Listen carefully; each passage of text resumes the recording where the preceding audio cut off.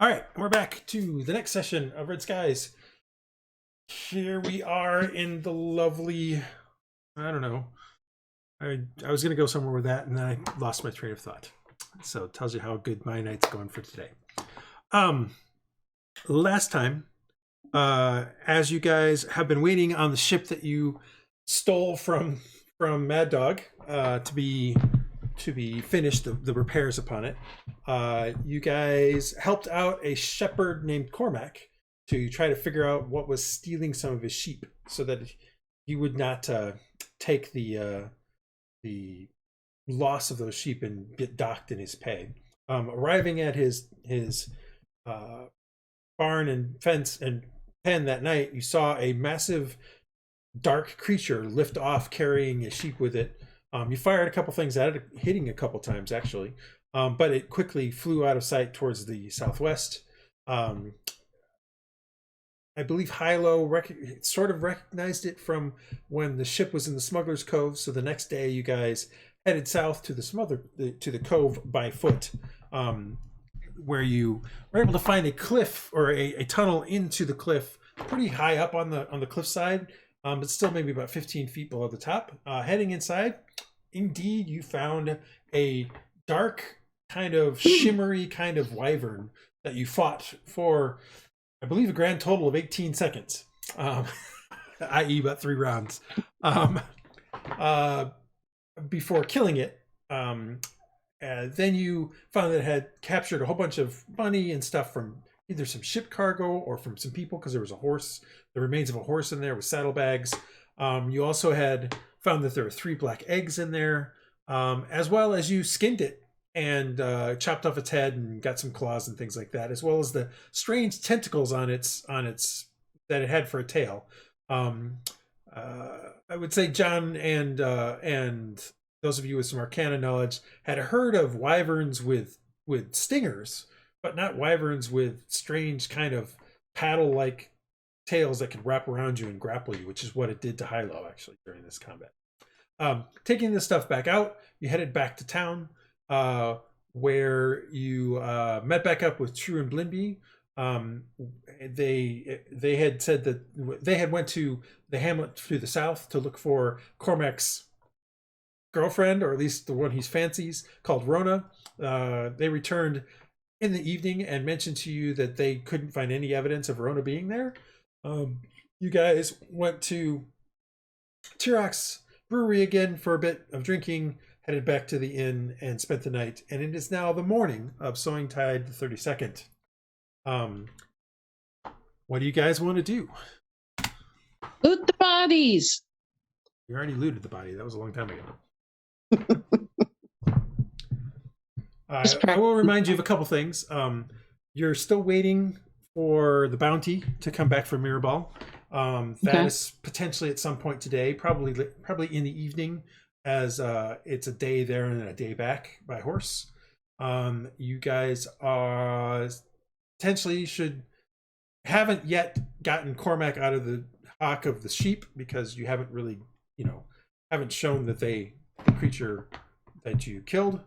There's the Rona thing. No one seems to know where she's at this point. There's the lighthouse. There's the possibility of adding more stuff to the ship now that you've got some more money, so you might want to deal with that. I think that's everything you currently have going on. There's Elazar, the local shady dude, we'll call him. And the there's lighthouse, and there's the brewer. You sort of started to broach the subject of maybe trying to trade some of his wares elsewhere, but you haven't really taken the time to go talk to him. He's always said, "Come back in the morning," and you guys never have. Those are all. We should go back in the morning. Is it morning now? It is currently morning of the 32nd. So should we? I kind of like the idea of having the extra compartments, the hidden compartments. Yeah, definitely. But the cheap option, Yeah, I agree. In front of the cargo floor. Yeah, if you remember was the walls. I'll bring it back this up. If you remember, it was they could add a wall. Here, let me get my thing back up. They could add a wall approximately here for 100 Nice. gold, one back here for about 150, and then they could put, a couple feet, like put in a false ceiling on the bilge, so to speak. That would put about 2 feet across the whole bottom of that deck, and then put some ways of getting into it. Of course, that was 300 gold. So just as also take you back to. I really love the 300 gold option. I just don't think we can afford it. Yeah. But if we're ever going to do it, now's the time. That's the only bad thing about that. We can get it done at other places. 1,500 copper, 1,100 silver, and 100 gold, as well as a gold bracelet, a pair of silver earrings, and a small mirror. So that's 200 plus gold, right? It would be 1,100 gold is 10 silver to gold piece, 10 copper to a silver piece, so 100 copper to a gold piece. Or that's 225, right? So something about like that, yeah. So that wouldn't be bad. I mean, okay. But is there anything else we want to spend? How much do we owe still on the ship? Did we figure out another 150? You still owe 150. You're also still owed about. Yeah, that was my other question. I believe also close to that same amount. I think that we should get the 100 and 150 option, and I can supplement if needed. Well, hopefully we wouldn't need it all at once. I mean, we could take it out of our new money coming in, if that is equivalent. So we had 150 coming in. It's going to cost us 150, and we got another 150 coming in. Did I misunderstand that? Yes, you should. You were going to get 225 in bounties. You're still waiting for 2/3 of that, so 150. Yeah. The original amount that it was going to cost you to fix the ship was 250. You have spent 100 already as a down payment, so you still have another 150 you need to pay for that. But we still need a crew. And you still potentially need a crew. You have. Oh yeah, I totally forgot about Rat and there's 2 guys with you. Blimby and Blue. Blimby and True were already with you, but Rat and there were 2 other guys on the ship with you guys that had come across with you guys, which were Rat. Actually, it looks like it's just Rat. Well, I hope Rat will stay. I mean, Yeah, so Rat has been, I totally forgot about Rat the whole time for this entire adventure so far. And yeah, a good question of where Rat is at this point. He's been kidnapped. He's not been kidnapped. He's probably just been hanging around in the inn for the most part. Been shanghaied. Or he went with True and Blimby. I just totally forgot he was still with the ship. But yeah, you have 3 people, as long as they stay. And so technically right now you have just enough to be able to do the actions that the ship has, but you don't really have, you could always use more. Yeah. And you have already bought food and stuff like that. You've bought some barrels of food that Aaron bought a couple sessions ago. But we do need, if we're gonna trade something, which the guy in the beer, we're gonna need to buy that stuff and then sell it for profit, which the local brewmaster said he could maybe just give it to us either at a discount, or he was talking, he didn't want to make money on it. He just wanted to. Yeah, he said let's talk money in the morning. That's what he was saying. So I guess money-wise, we probably should go the cheapest option. Oh, we just get 150 or 100, 150, and 300. Like do 100. Because that would be, we could pay for that now out of the money we just got. Right. We'd have money left over. Well, yeah, we have some money left over, and then we have to maybe start a crew, or because the rest of sounds like the rest of the money is already spent. That we're getting in for the bounties. We're talking about doing one of the walls. Yeah, no, I'm talking about overall. Yeah, exactly. The 100. I think the wall in front was the 100. Yeah. Right. You can scroll up on the thing and see. I would think those walls would be easier to put in than the whole. Yeah, no, that's why they're somewhat cheaper. They're definitely cheaper. But I mean, we could also do them, and those could be later. You could. I don't think we have to tear the ship apart as much as putting it in the bilge. You're pretty sure this is not the only shipwright in the entire Sea of Tears. That's what I'm saying. Are you sure about that? I mean, we don't have to. We could hold off on it. It'd just be nice to have. No, I want one of them to start with. I think we should get at least the front or the back one. I wouldn't mind spending the extra 50. As a uninterested third party, let me ask you 2 questions. 1, you know how much it's going to cost you to buy any cargo? That's the first question. Yeah, 2, that's the. 2, no. Do you have any cargo that you want to smuggle right now? No. So, but we might. I have to ask you. I'm just saying. Yeah, that's the 2 questions. Yeah, we're not smugglers yet. We're merchants. Beer place, the tavern. So let's just. I guess we save the money to buy a crew and goods to sell. Do we know how to get back to that island we got shipwrecked on? Because we could potentially sneak back to Mad Dog's cave. You know approximately where it is. Well, no one and ever. I think I mentioned. Didn't we have a bad vision about that island? No one ever took a measurement of any sort while they were on the island. So you have some ideas, but you're not sure exactly. True and Blimby would have a better. It's very approximate. Yeah, True and Blimby would have a better idea. Yes, that is very true. I'll say not even our mage, the guy who was help sailing. No, because you guys didn't actually take you never I guess actually took a measurement. Stuck under the ship after they captured us. You could get some kind of guesstimate, and it would put you somewhat close, but probably within. It'd probably still be a pretty large search area. I'm not saying you can't figure out how to get there. I'm just saying that you don't have exact coordinates on a map. It's what I'm putting it. As soon as Dresd'a brings up going back to the island, doesn't somebody in our group say, "Whoa, I'm not sure about that"? That is a bad idea. We've gotten some really unusual feelings about that, and the local witch doctor / palm reader had to the point where she didn't ask for any money. Like, she didn't even want my money when she realized that we had something to do with that. And there was some really, I think that's a very, very bad idea for our Think it's party. risky to go back there? I think that's more than risky.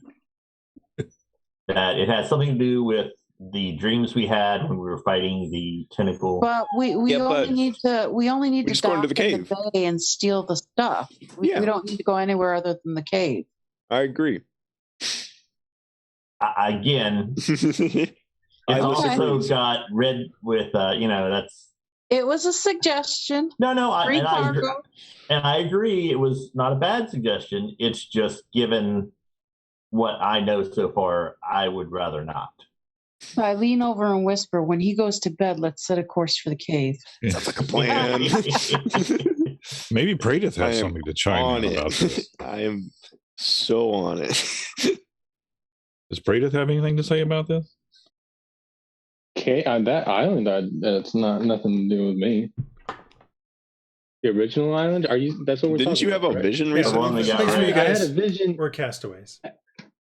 I had a vision, but I don't think the vision was of the island that we were on when we were castaways. That was a different island, if I'm not mistaken. Hold on. You guys have they're talking about the vision you had last session with the flash. The flash vision is what they're talking about. Player knowledge versus character knowledge. Mm-hmm. Praedyth is talking about the vision he had during your time aboard the Defiant. I remember that as well. Can you remind me of the vision that I had last session? The vision.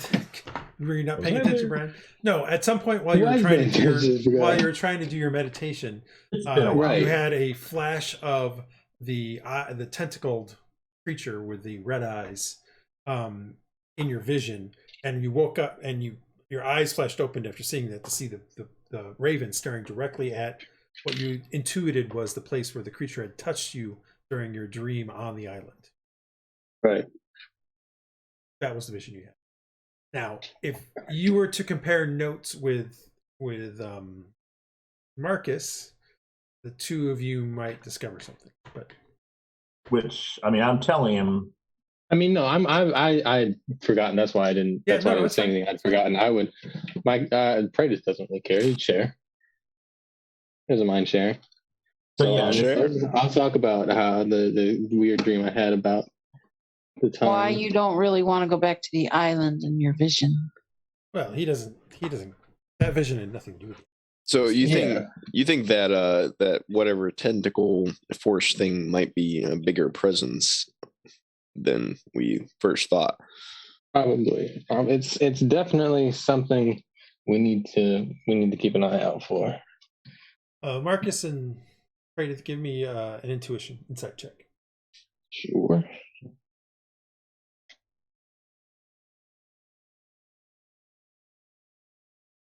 Intuition. Insight. Good thing I'm so good at rolling. Ooh. Oh wow! You are so good at rolling. I was surprised. Never mind. Both of you at the same exact time think to ask the other, what time did you have said vision or reading or fortune told? Okay. And it turns out it's almost at exactly the same time. Well, that sounds about right. That's pretty funny. Very disturbing. Yeah, it's not like you guys don't know the exact time of anything, but it seems based on some of the stuff that you talk about to each other, it's very clear that it was around. They happened probably almost simultaneously, within 5 minutes. That's about as best as you can do. So does that mean that something may have awoken at that time and sent that signal? Potentially, you're not sure. I mean, I know that's what I'm asking because it's definitely not my character's area. I mean, you guys could try some Arcana checks or something, but I'd like to roll an Arcana check. I'll roll an Arcana check. And anyone else who actually has Arcana and is useful at it. I have Arcana, but I just not really sure what I'm dealing with right here. Oh, missed that one. Oh wow, you're Praedyth. Okay. Nice. Praedyth. Yeah, there we go. I'm back to where I need to be. Praedyth, note down on your character that you are. I need you to note down that you are 2 steps towards a new skill. Oh, we'll get there. I thought we were doing the Cthulhu thing, and it was going to be 2 more steps towards insanity to figure something out. Like 2 points towards a new skill. There's a new skill involved in this game that no one has yet, but people are getting closer to having it.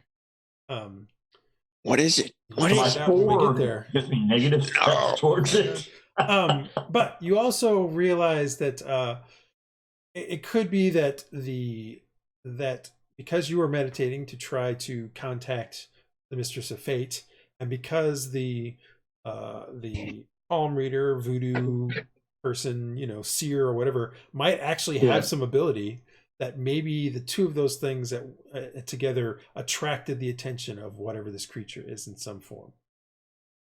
Okay. I'm calling it now. It's an occult skill. So that may be something I'm glad I didn't make. I'm still in the Call of Cthulhu world on this one. So yeah, that's the best you probably can discern. Okay. This. So we're gonna pass on making it right now. Is that what we've come to conclusion on? The actual extra and the island, we can still make a decision, but my vote is definitely no, especially after talking to Praedyth, and we're getting some attention that what he just said. I'd still like to find the island at some point and figure out where it is and maybe observe from a distance, see if it's completely blown up. You guys left behind, so yeah. Loot cave. I'm just saying it. Now remember that when they took you guys to the ship, they took the chest with all the money. So yeah, that is not there, but there's still a bunch of other things that were left there. But we're in a storm, we managed to put ourselves on a reef. And Hylough put us on a reef. And we're dealing with perhaps an otherworldly entity that can send us visions from anywhere, who probably can get a much bigger storm to wreck us and bring us. I don't think we're far enough away. That's my point. I don't know if there is a far enough. I doubt there's a far enough. Well, that's exciting. But that's just Marcus's opinion. I think we should go closer to it. I mean, hear me out. I don't know if this is something that Iylis would know or not, but it's probably, well, we know it's likely to be an extra dimensional being, and that it doesn't really matter where it is in our plane as long as it's there in its plane, sort of thing. In my brief experience with not extra-dimensional things, but anyone who is more powerful than me that I want to stay away from, staying off the radar is always better. Fair enough. That's just my, I don't want to deal with pirates anymore if we can help it.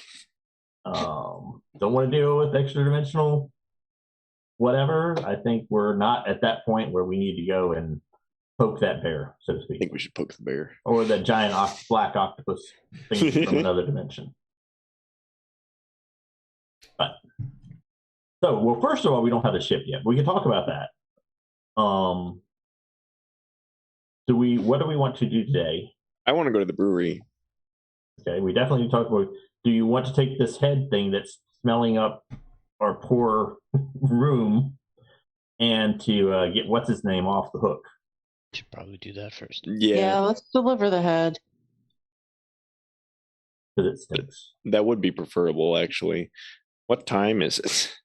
It is Looks morning. Yep, the sun does seem to be pretty low. It's morning. You guys, you're literally eating some cheese and stuff for breakfast that it's part of the bed and breakfast thing. So it's all right. Yeah, let's go drop off that head real quick then. Well, he's trying to jip us. He gave us Swiss cheese. It's got way too many holes. With that. You guys don't exactly know where to go for that. Yeah, like we got to find that guy. And don't we know where that guy is? You know where Cormac is. I'm just saying you don't know necessarily where. Yeah. You need to go to help get him out of trouble. Well, let's go to Cormac. Right. Yeah, we stop by Cormac, tell him what we're going to do, and see if he can. Tell him that we literally saved his life last night. You guys, is everybody going? So also let's talk about going to the lighthouse. I would like to go to the lighthouse. Blimby but they said after noon. Okay, Blimby says what? Well, Blimby kind of comes up with saying, "I don't think we're going to go with you. I think we're going to try to, or at least I'm going to go talk with Lubevik, and I need to see what's her name at the downpour. I'm a little concerned about this Rona girl, but I mean, not too concerned. It's not she's nothing to me. We were just doing that as a favor to you guys. So you may want to follow up with that at some point, but." She does have a grandfather here in town, so maybe he might know where she is. But and I've got a few things I need to do today. Towards that reminder, that is a very good reminder, because I do understand that he knows something of the local ghosts. So I wanted to speak with him too, or local legends, and he's got some good tales, if nothing else. So ghost story. If no one else goes, then I will go do that as well. Well, so what do you guys want to do? Definitely. So let's start with going to find Cormac. Cormac is probably out at the barn south of town. Yeah. Let's go there. All right. Is everybody there? So Cormac. So if we could, technically, we could stop by the brewer first. We could go to Cormac, then we could head toward. Technically, right here is the brewery. Yeah, it's not far. And then it would be on the way. We could head. When we're on our way to Cormac's place, we're basically on our way to that family's place, and we're on our way to Rona as well, right? Well, you're not sure about Rona, but definitely Cormac had mentioned that they were outside of town. Yes, but the old man probably knows where Rona is. I mean, or at least but you guys don't necessarily know where Rona's grandfather lives. Okay. Is what I was trying to point out there. You could ask. I'm saying you could ask. I'm just saying currently you don't know where he Because The True doesn't know that. She didn't volunteer the information. No, they just said remember they had mentioned that Old Man Gadner was her grandfather, but they don't know where he lives. Old Man Gadner. Actually, it so seems like no, that's not true. Blinby would know because Gadner's been here forever. Blinby would tell you that he lives out to the northwestern side of town along the cliff, maybe about half an hour walk outside. Thanks, Blimby. So can we do a circle on that? But that's to this direction. Yeah. Cormac is this direction. Gadner is that direction. Split the party. I mean, I don't really have an issue. And the lighthouse take us long. And the lighthouse is this direction. Yeah. Not everybody. And the brewer is right here. Wait, hold on. So what you're saying in simple English is that the brewer is right here. Yes, the brewer is right there. Not everybody has to go present a head to a thing to the people. Would be funny. I'm severed the head. I don't have a problem. In fact, I would enjoy sampling some of the brew and maybe get some discussion with him and see what we can do as far as pricing. And you guys can do that, or anyone can come with me. I don't necessarily need to go out to take the head. So I'm okay with that, and then I can go. Do you want to take care of the business here, Mr. What did we call you? Quartermaster? I don't know what you call me behind my back, but I'll go with you there. Okay. And then I'm probably going to go see the old man unless you all want to go. But we can split the party. Who wants to do what? My intention is what do we need to we need to figure out a business thing, so that's where we need to probably go present ahead. And then there were some other things. It was to we were just talking about all the things that we can do. I know. I have short memory, okay? Goldfish. So I think that we can go find Rona, and we can also deal with the Lighthouse Ghost. That's her name. And the Lighthouse Ghost can wait for everybody, probably. Or can it? What if it dies? Well, it may not be a ghost. It may just be a story. That's too. Yep. It's definitely a ghost. But we could send some people out today to just go on a cursory hunt for Rona. Cursory. And our ship will be ready tomorrow. Doesn't mean we have to leave tomorrow. It just means our ship will be ready tomorrow. Well, are we gonna go tell them to go ahead and do the one? Yeah. We can stop by there on the way to Cormac. Away from the one. Are we still doing the one? Yeah, we're gonna do the one. We were gonna do the one in the front. That's right. That's right. We decided not to do the one. Oh, no, we thought about it. We weren't doing any of them, right? Because we don't need to. We're not smuggling anything yet. That's true. Not yet. Okay. All right. I mean, I think we should probably get something over to that other place. All right, in this island, and then set up something for Emerald. Leave the inn. With the head in our hands. Okay. And then drop Marcus off at the brewery. Well, I'm going there too. All right, so Aaron and Marcus. And then the rest of us will go. The rest of you going to Rhux, Praedyth, Dresd'a. Where are you guys going? I'll head along with them. All right, so you're going to head with them to Cormac and. Yes. Okay. Yes. How long a walk? When would we expect them back? Do we think? Given. Well, I mean, it's about an hour to get to Cormac. You don't know how far it is from there, so it's a minimum of 2 hours if they just go to Cormac and back. But you assume that he's probably mid-afternoon. Yeah, they're probably going to be after lunch at the minimum. So why don't? Sorry. I was going to ask. Can we ask the innkeeper if there's anybody that's got horse and cart for rent or something like that we can? Horses. Fellow says, "Well, you can go to the stables out on the northwest side of town. They have horses that are for sale. I don't know if they're renting them out. We can put them on the boat. This rent? What do you mean? This must be a city thing. We don't rent things here. We sell things. Rent? Everybody owns their own property. So yeah, he's no. I don't Are know. we renting a room? I don't know if they rent any of the horses out. I mean, they might rent it for several gold marks, so that you basically have paid for it. I see. I mean, what are you going to do? You're going to have to give them some kind of collateral so you come back. Well, what's the collateral you might give them to come back? The price of the horse. Right. I mean, Fair enough. It's rent to own, right? Yeah, it's basically it's rent, but you've own it. Mm-hmm. I mean, you could just leave with the money if you wanted to, or leave, give him the money and leave with the horse. Yes. Right. Okay. Well, we'll just stick with walking. Make it simple. I don't want to go out. We could try skipping. You could try and go make it asking faster. if you could rent a horse, but in a town of this size, it seems unlikely that they would rent. No horse rental. Rhux and Dresd'a, what are you guys going to do?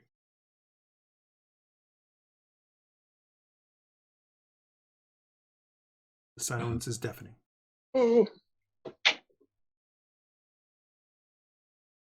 Andrew, Kat, what do you guys want to do?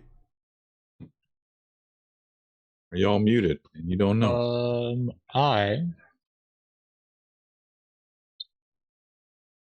You want to stay at the brewery, or do you want to come with us? Feeling some brews. Okay, so Rhux is going to the brewery with Aaron and Marcus. What about Dresd'a? Yeah, I'll go with you guys. There's which an of these either guys? or here, Dresd'a. Which one? I'll go to the brewery. All right. Brewery. Oh, we go. Well, loading up Definitely on the not what brewery. I thought you meant. Yeah. We're gonna go on an adventure. All We right. gotta go. So we have you guys head out of the inn and head past the brewery where you drop off 4 of yourselves, Marcus, Rhux, Dresd'a, and Aaron. And the other 3 of you continue on south out of the city or out of the town, headed towards where you know Cormac tends the flock. And just before we do anything else, where do we want to meet and when? So I guess we could grab a drink and then meet you at Cormac's, and we can go on from there. Well, I mean, Cormac's like a half a day. I mean, it's going to be a half day with all the stuff that you do. Clearly, Dresd'a has been communing with her spirits. This is what we were literally talking about. Half the group is going to go on to Cormac. The other half is going to go to the bar and then go see Old Man Gadner. Yeah, that's what I'm. So we're good with that. And the bar is not for drinking; it's for negotiating a purchase. There's no. Yeah. Well, you got to have samples. I mean, We have been sampling. it wouldn't be polite if But remember, the point of the brewery is not to go drinking; it's to potentially enter into a business partnership with this man. But then going to talk to the old man may also give us something else. Yeah. So why don't we say around 2:00 we'll meet back at the end?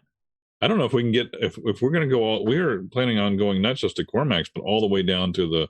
Well, no. So, it's very clear from Bello or Blimby that the Skirlocks don't live all the way down in a hamlet down there. They just have a manor outside of town. Oh, okay. But they own a lot of land to the south of town. So, but their manor is somewhere to the south of town in the forests. Oh, okay. I so it's not down. like you're going all the way down to a hamlet or something and coming back. That's not the case. Okay. All right. So what Marcus has just proposed doesn't sound out of the realm of possibility. Okay. All right. Never mind. No, okay. Just letting you know. You can ask enough about that. Like, people do know where the Skirlocks kind of live. They don't tend to go there very often, but they at least have an idea of where they're at. So we're looking for the Skirlock homes? No, Skirlock Manor. Okay, Marcus immediately leaves and goes to the bar. I just ignore it and move on. All right, so True is going to stay at the inn today. Actually, she says, I believe I started noticing some people starting to do some setup for the Festival of Blossoms. I think I'm going to try to go around and see if I can get some flowers and things to make some stuff. Which seems odd for her, for a woman who's a priestess of a goddess of strife and storms, but whatever. Well, she didn't say she was going to help. She's just going to cause problems. Yeah, maybe. You never know. So she's going to go do something else on her own. And is Rat going with them? Rat is going to probably... Rat says, I got some business in the Thirsty Barnacle. That's what he says. Okay. Business. You get the feeling that the last couple of days he's been playing dice games at the Thirsty Barnacle. Well, that's cool. As long as he didn't get himself into trouble. That we had to bail him out of. Yeah. Well, we'll see. All right. So you guys drop those 4 off at the bar. at the brewery, and the rest of you three continue on south. Marcus, Aaron, Rhux, and Dresd'a, you guys enter into the brewery. There's literally, it's like early in the morning. There's a few people, a few farmers in here, probably either from the last night or maybe they're just drinking coffee or something that is being made by the brewer. But Sorry. one of them shouts that as you come in. I don't know why.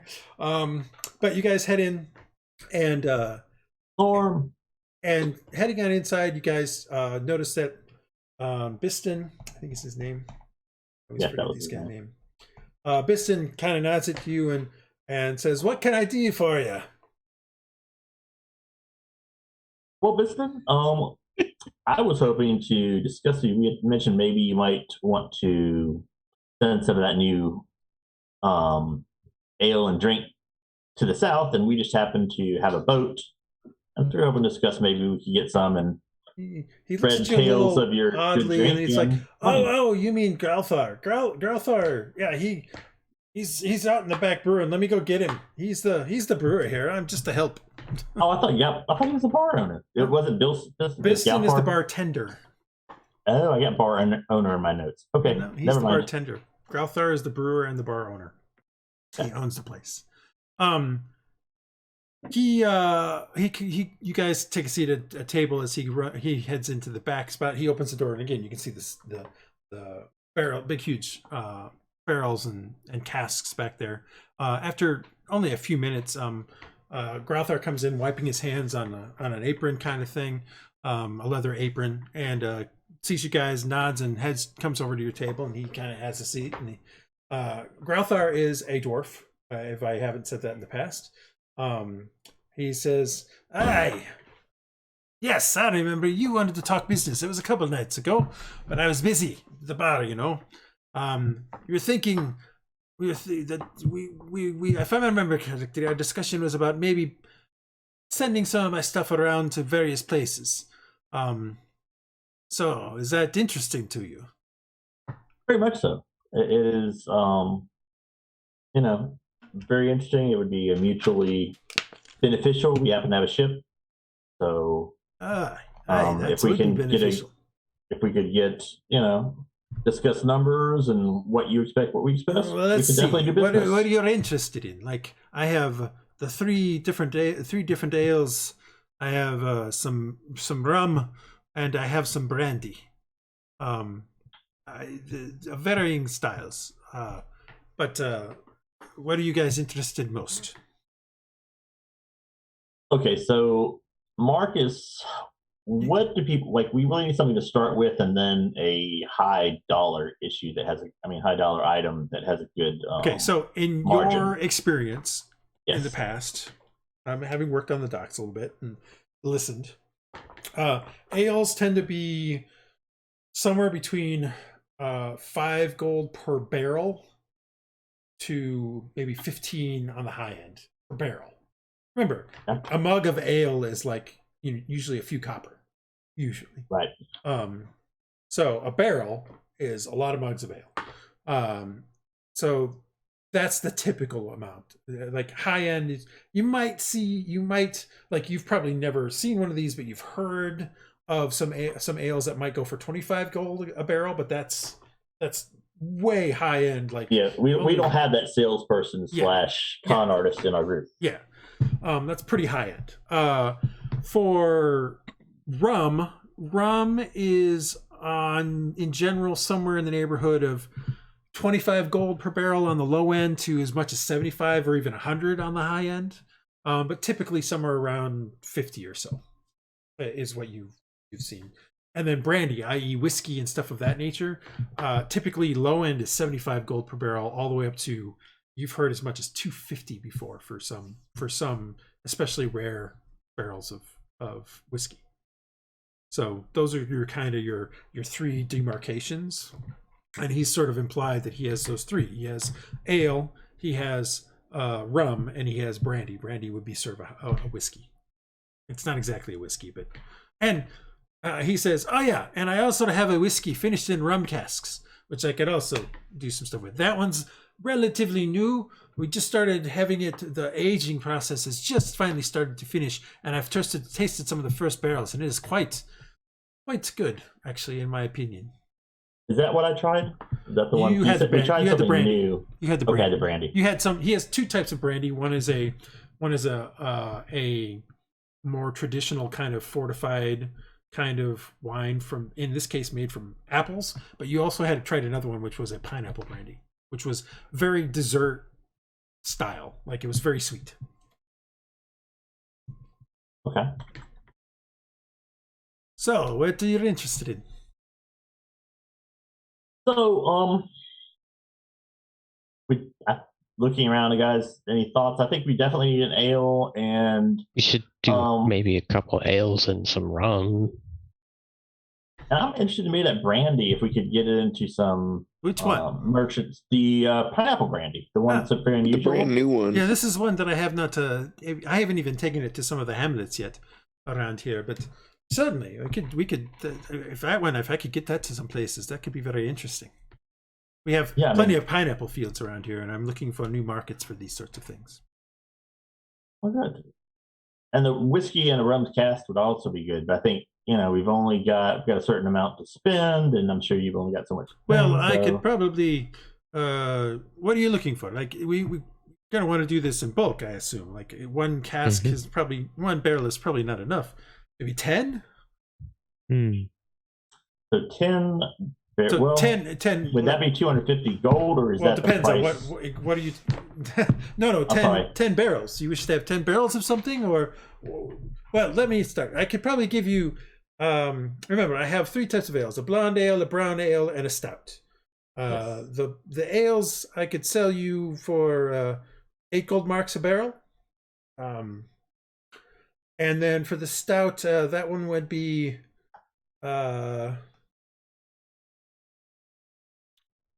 I actually also 8 gold marks. I seem to have forgotten to put it down in here, but it would be about the same.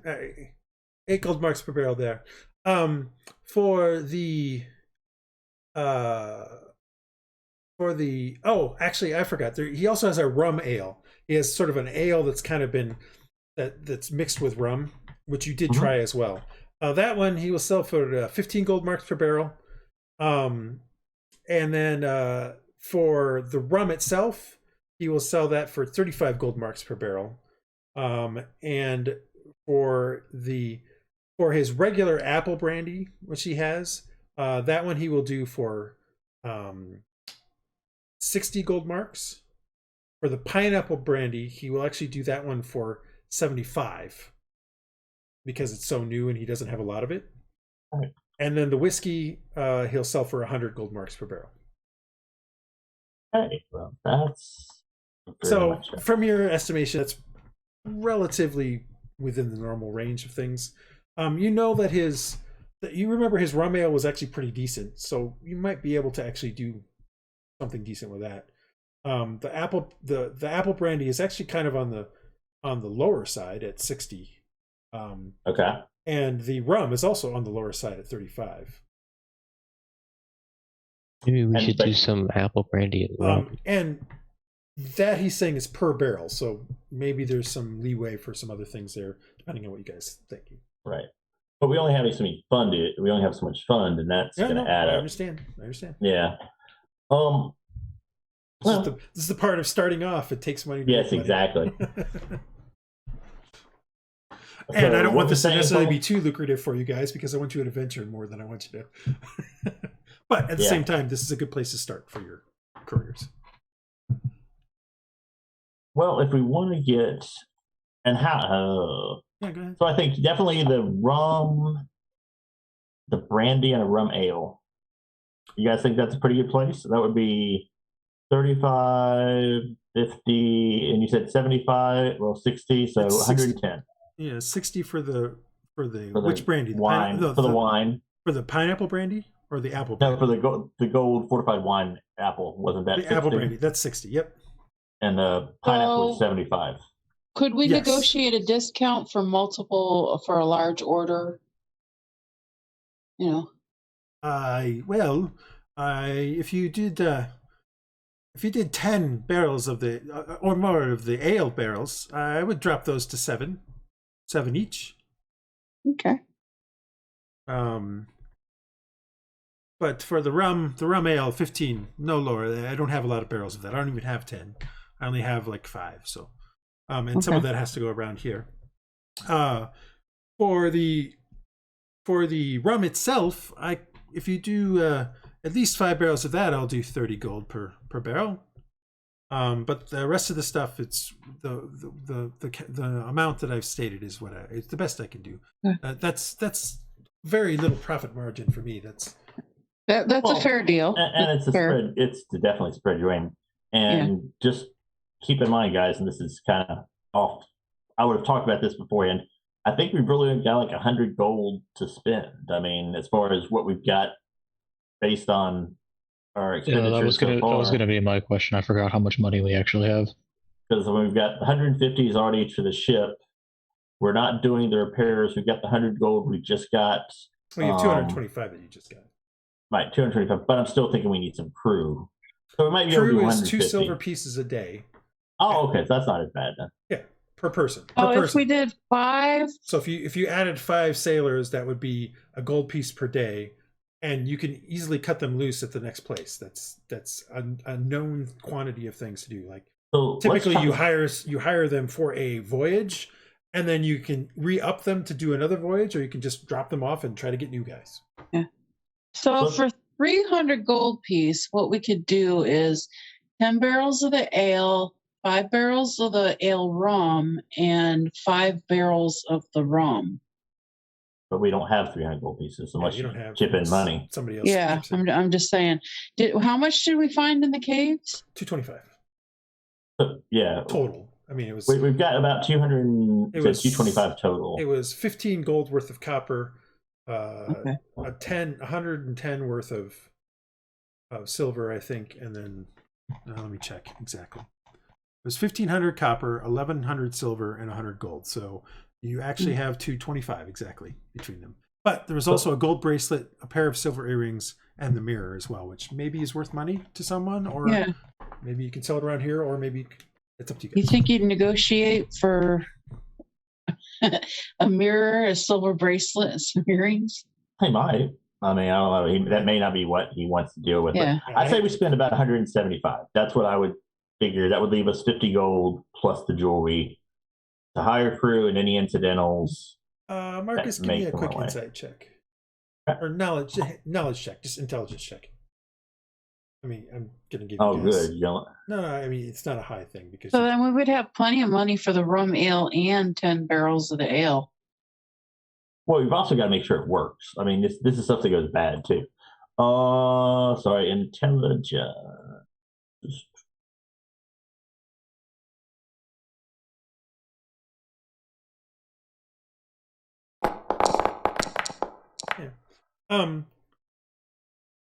In your experience, you think maybe it might be better to try to get maybe 1 or 2 barrels of each and test the market, and then potentially you could always come back and get more. Like if you were to take this ale to Mirabal and then no one there would take it, well then we're stuck with it. Yeah, you're kind of stuck with it. It's bad. Right. I mean, it may not go bad. You can always, you can always have your crew drink it and things like that. I mean, it's not a terrible thing. I'm just saying that especially the pineapple brownie, because it's so new, that one's definitely one that you would want to test before. But the ale themselves, that you could probably get more of, and you feel it might be worth the effort. But are we okay with spending 175 or 200? Those are my 2 thoughts. So do you want to spend? I'm good with that. So which one? 175. 175. Okay. Everybody, Kat, you good? 200. Bored. Yeah, I'm good with 175. Okay, thanks for being helpful on that. Where are you supposed to go? Deliver a head somewhere? No, that's the other. Okay, so which we're going to next. Yes, so let's go ahead and let me do some. Can you come back to us and we'll calculate? Yeah, if you want. I was gonna go away from you guys once you left the brewery, but okay. Well, I mean, well, let's get. But I can go away. I mean, it's fine.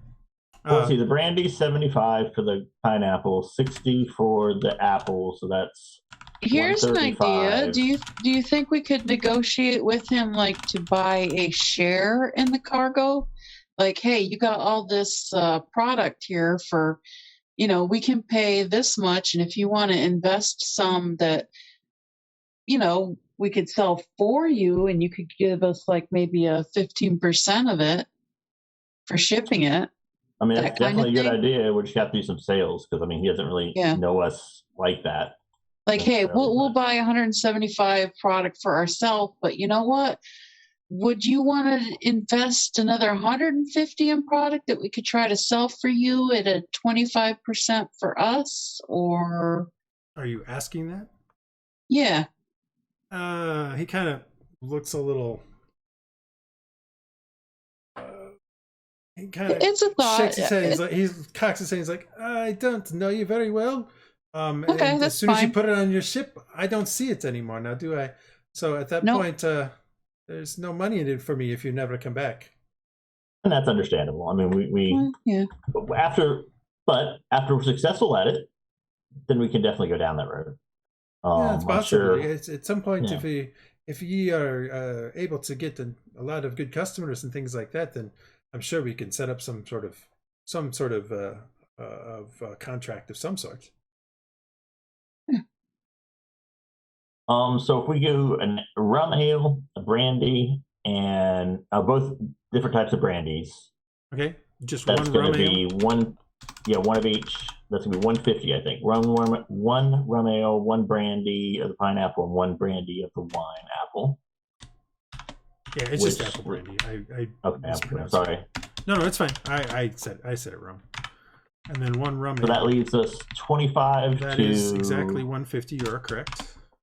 To deal with some ale. So we could buy a little bit of each it's at around 8 gold a piece. It's 8 gold a piece. So you could get 3 barrels. You could get one of each barrel. You can get one of each. So why don't we do that?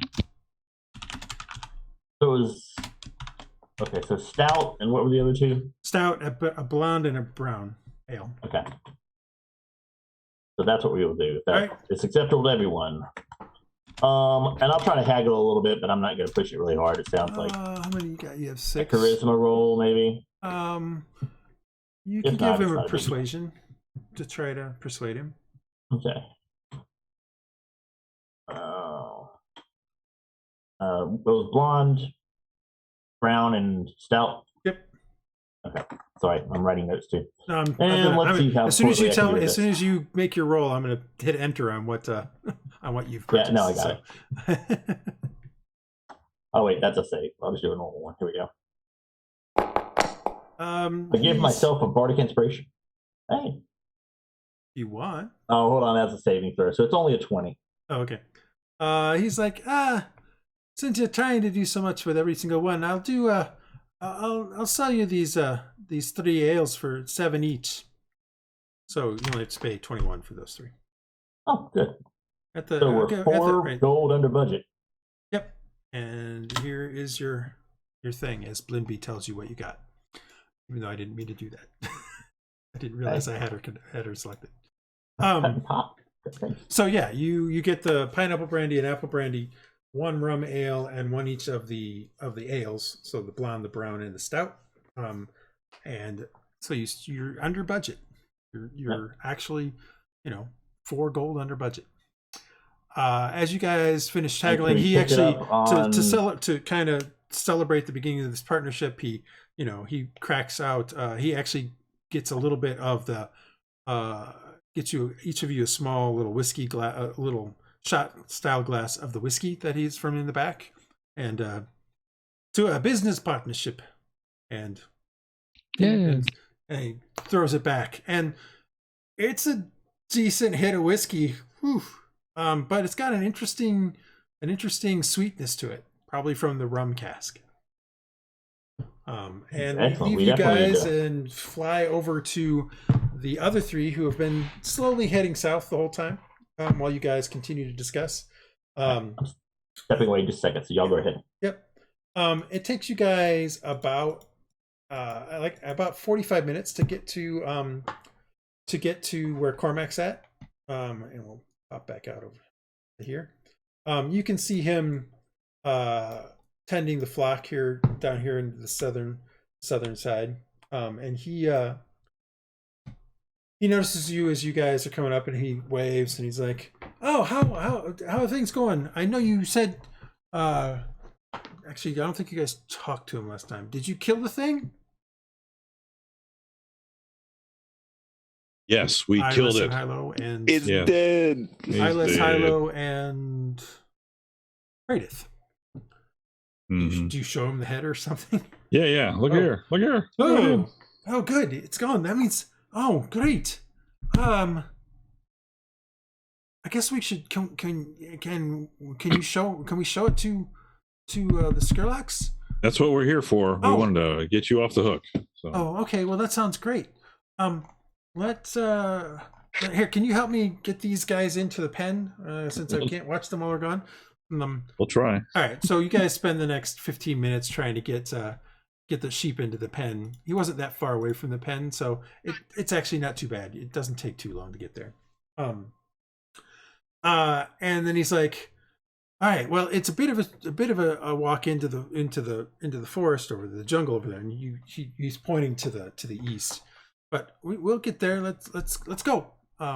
And he starts taking you down the road. He takes you down the road a little bit further south. So he comes down the road a little bit, and then you come across the track, which you guys had noticed yesterday when you were heading south, but I'd really not thought much of it. Heading the track up into the jungle. You head into the jungle that's clearly been clear cut a bit for this track to go through.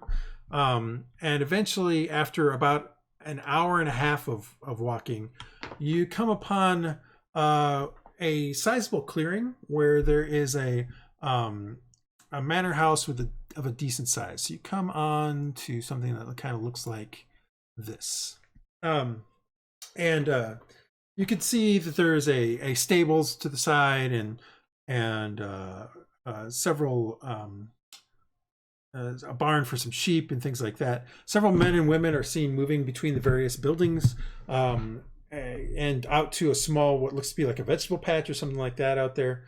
As you guys are approaching, one of the people notices you and Cormac and comes over toward and kind of heads you off at the pass, so to speak. He's a dark-haired man. Looks like he's maybe in his 40s or something of that nature. And Cormac kind of nods as he comes up and says, and he says, Gil, these people helped solve the problem with the sheep. And Gil kind of looks at him like a little like disbelieving is probably the best word to say. He's like, "Oh, really? The sheep? You mean the ones you've been stealing?" Cormac's like, "No, I haven't been stealing. Show him the thing. Show him the thing." What are you guys doing? Pull out the head and say, "We watched this take a sheep away the other night, and we went and killed it." He kind of takes a slight step back, and he kind of looks it over a little bit, and he says, "Really? We can even show you where the cave was if you wanted to know. It's where the bones of your sheep are there." Oh, give me a moment. Let me go find Olav. I'll be back. Stay here. Staying. And he heads around into the manor house itself. After about 5-10 minutes, he comes back with a redheaded man, who is maybe mid-20s.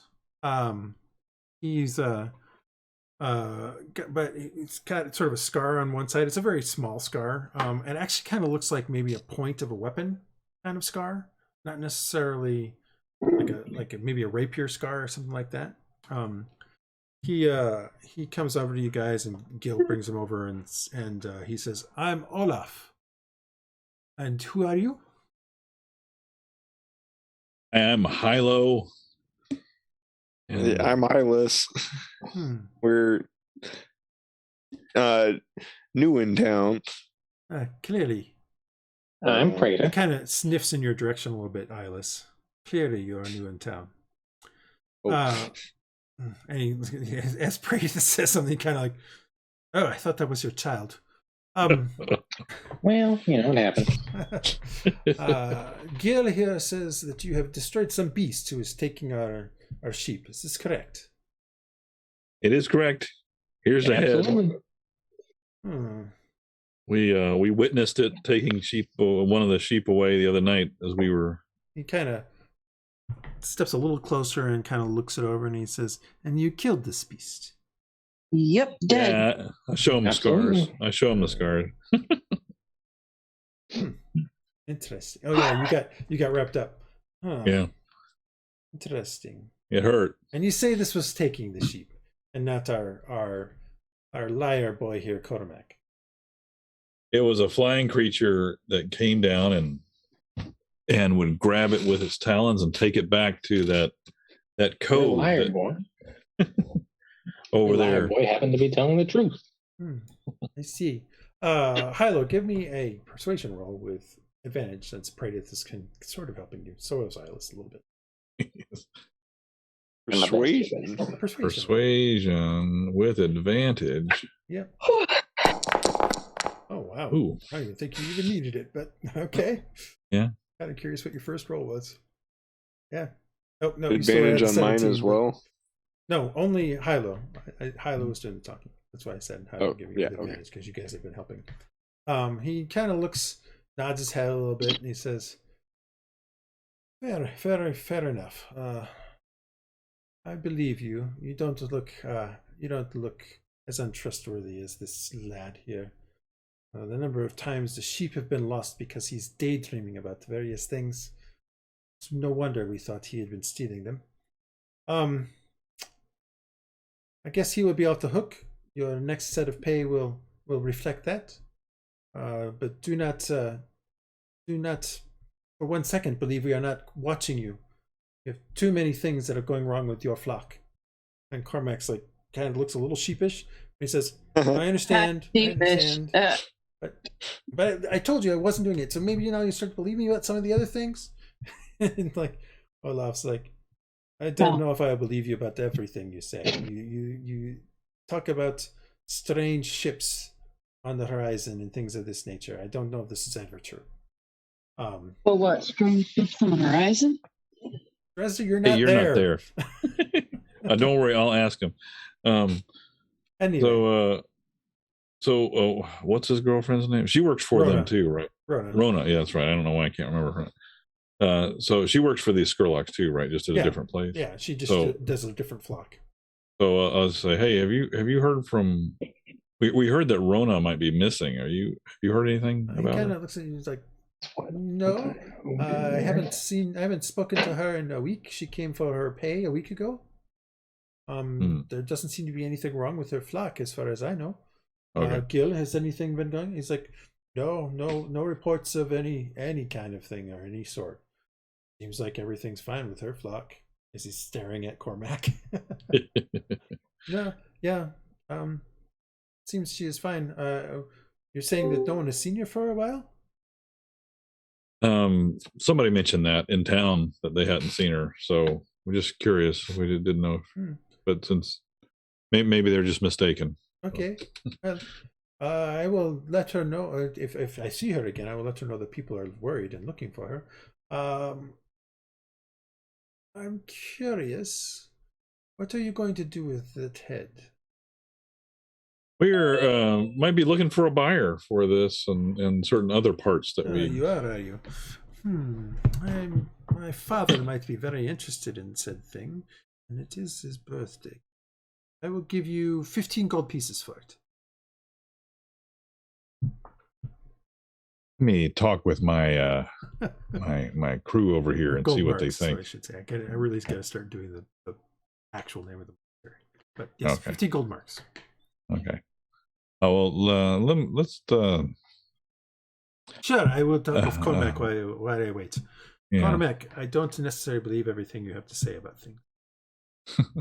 And he starts talking. How are the sheep doing? As you guys are, go ahead and do your talking. They start to do a little bit of small talk. What do you think? This is our only. We haven't really shopped this around or any of the other parts. What do you think? Do you think we should just take it and go, or Hylough? I mean, I'm Hylough. Iylis and Praedyth. Iylis and Praedyth. If you would please let me know what exactly we're trying to sell, and then I'll give you an input. Sorry, my thing accidentally disconnected. Yeah, the head. The head. Olaf just offered to buy the head, the wyvern head. I mean, sure. Okay. How much is it? 15 gold marks. But we were thinking about the teeth and other things like that. I don't know what we were thinking about. Do you just want the head? If you say that's all we have. I want the head as it stands. I'm going to stuff it and mount it for my father. Huh? Well, I mean, I'm okay with selling it. Maybe 20. Are you talking to him, or are you talking to him? No, we're talking among ourselves right now. Yeah. I mean, we can go back and say, we can come back with 50 or 30 or something else like that. And we don't know what's. Yeah, I mean, obviously he's never seen one before. I mean,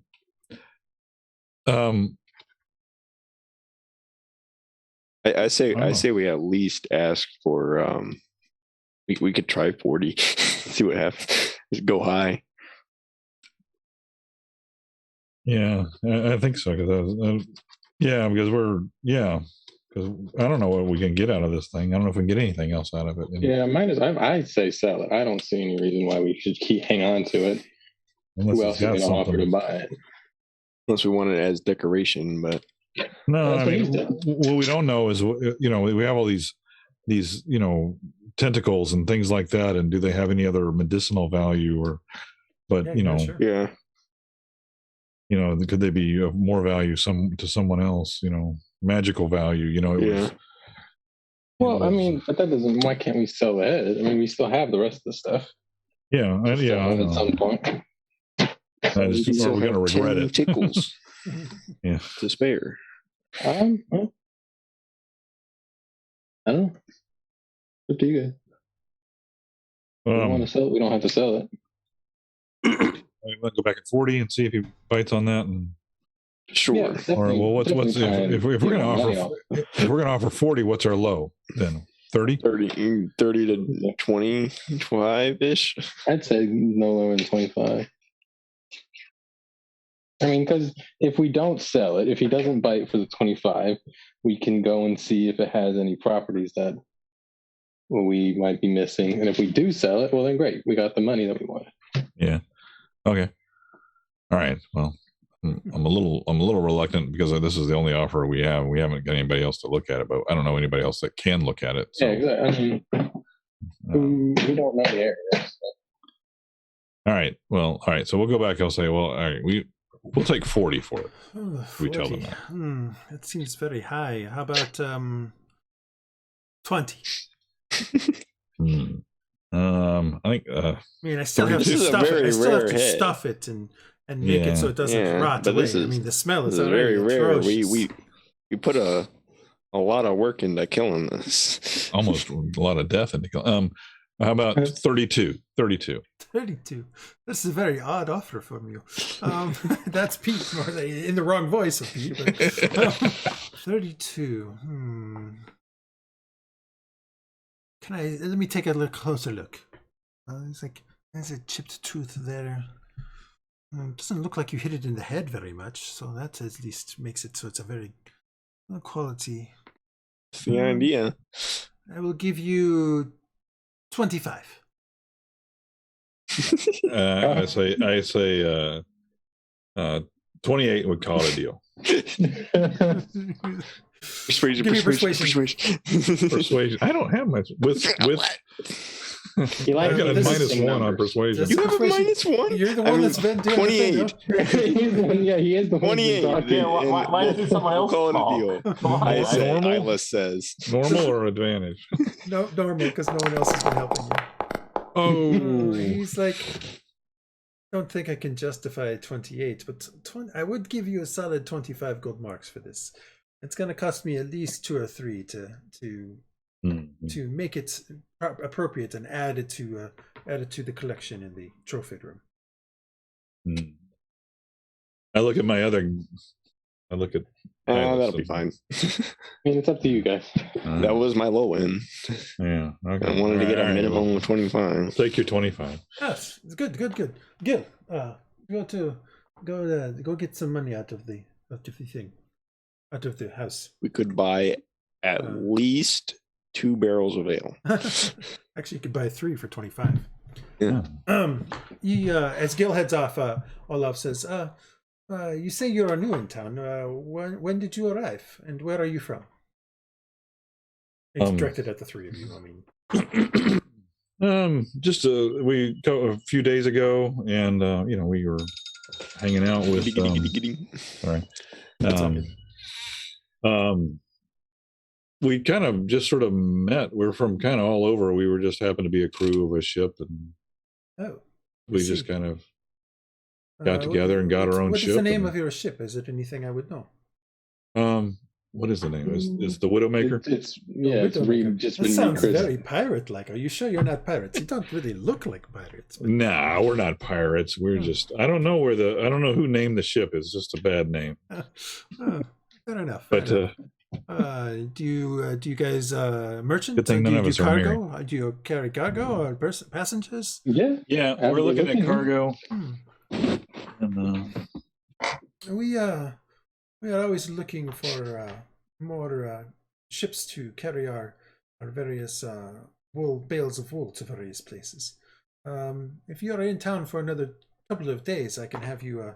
I can see if my father, when he gets back from Mirabel, can come and speak with you about potentially carrying some wool to various places. Well, we will be down for. Well, we'll be here for at least tomorrow. I will send Gil into town when my father returns to see if you are still around. Excellent. And speaking of Gil, thank you very much. He weighs the thing, kind of looks at it a little bit. 25 gold marks, as we have discussed. Gil, would you please take this head and take it to Martin? He will know what to do with it.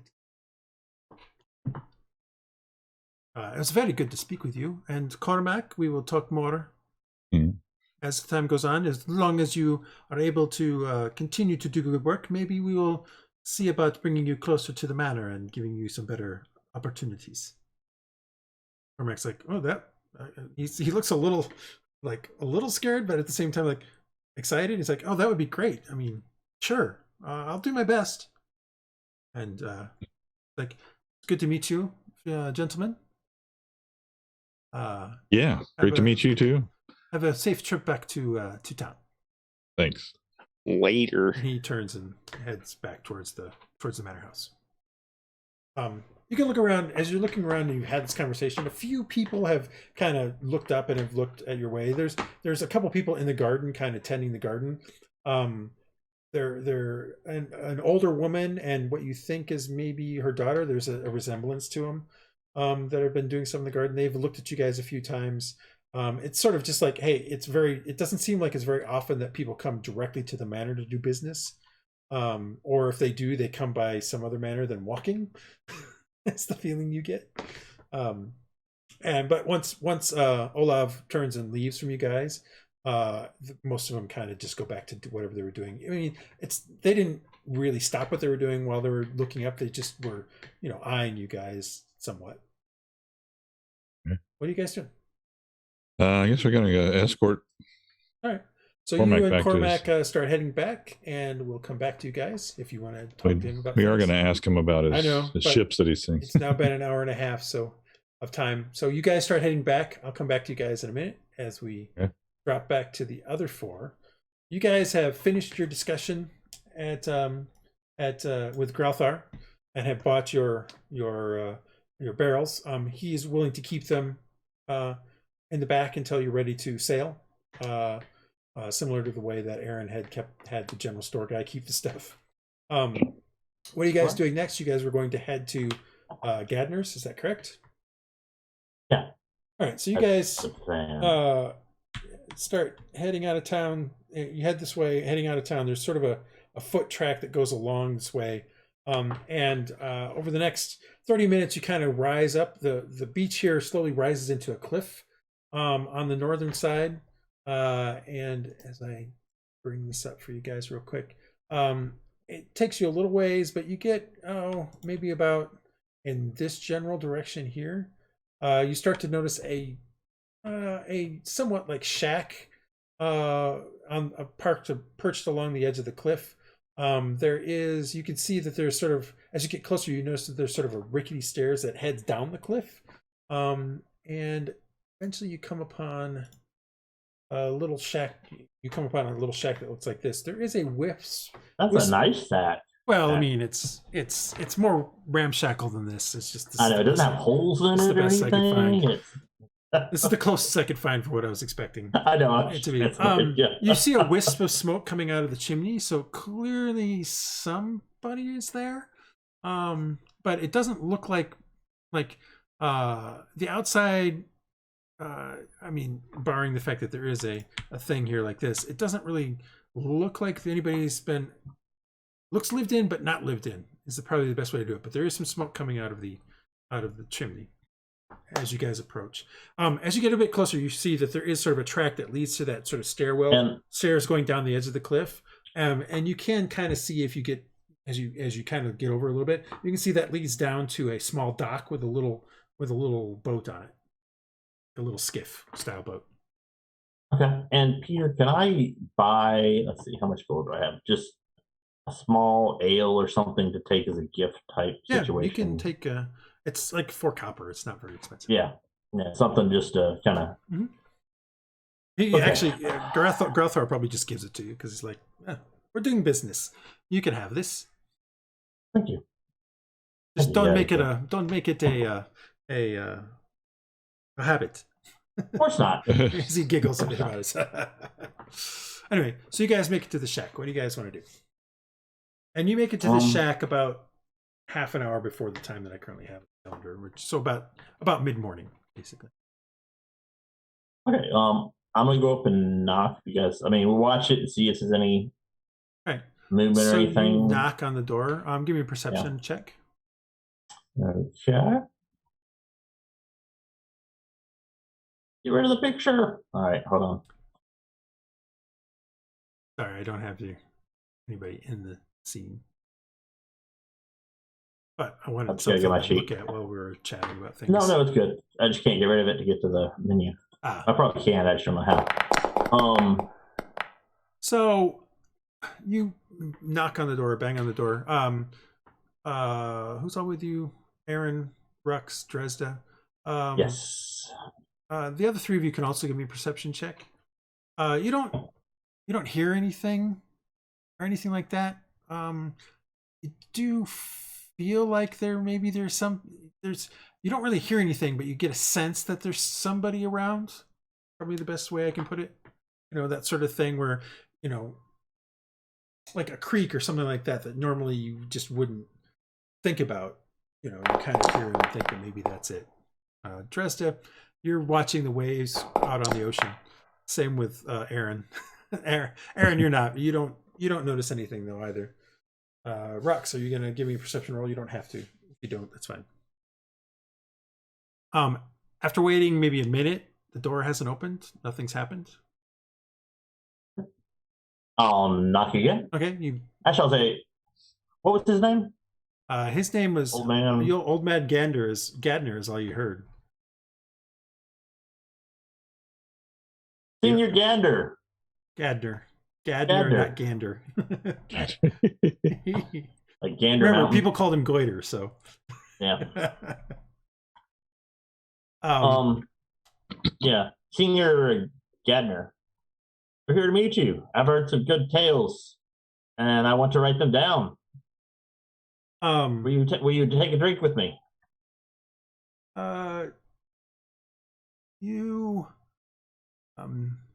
notice it's more out of the corner of the eye that you notice that shadow passes by the window that's there by the door, and then the door opens up ever so slightly, and you can see a female face look out, and she says, I don't know you. I don't believe I've never seen you before. Who are you?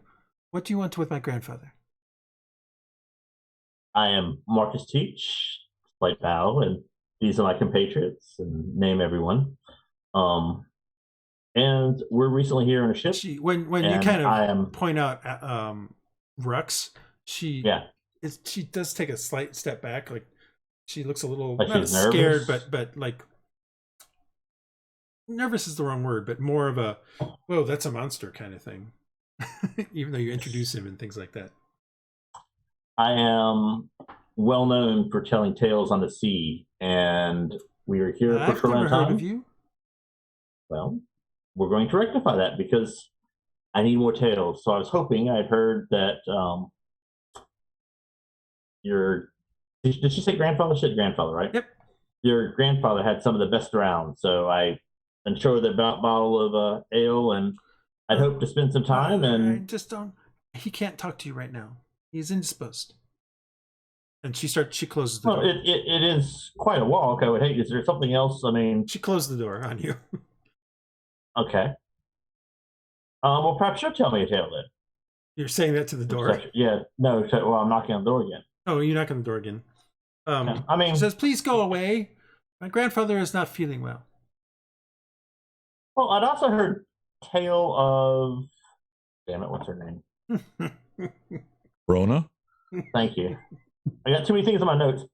I'd also heard that Rona, we had recently helped in town, and perhaps she hadn't been heard for a bit, and we also wouldn't mind helping her. We're kind of, I've already helped some others. The door opens slightly again, and she says, "Where have you heard that name?"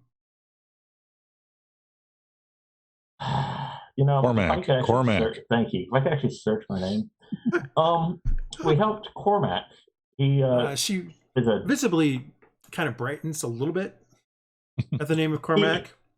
He's a shepherd, and he had trouble in his flock. And then she opens the door a little wider, and you can see that she's maybe about 5'4", maybe at the most. She's not super tall.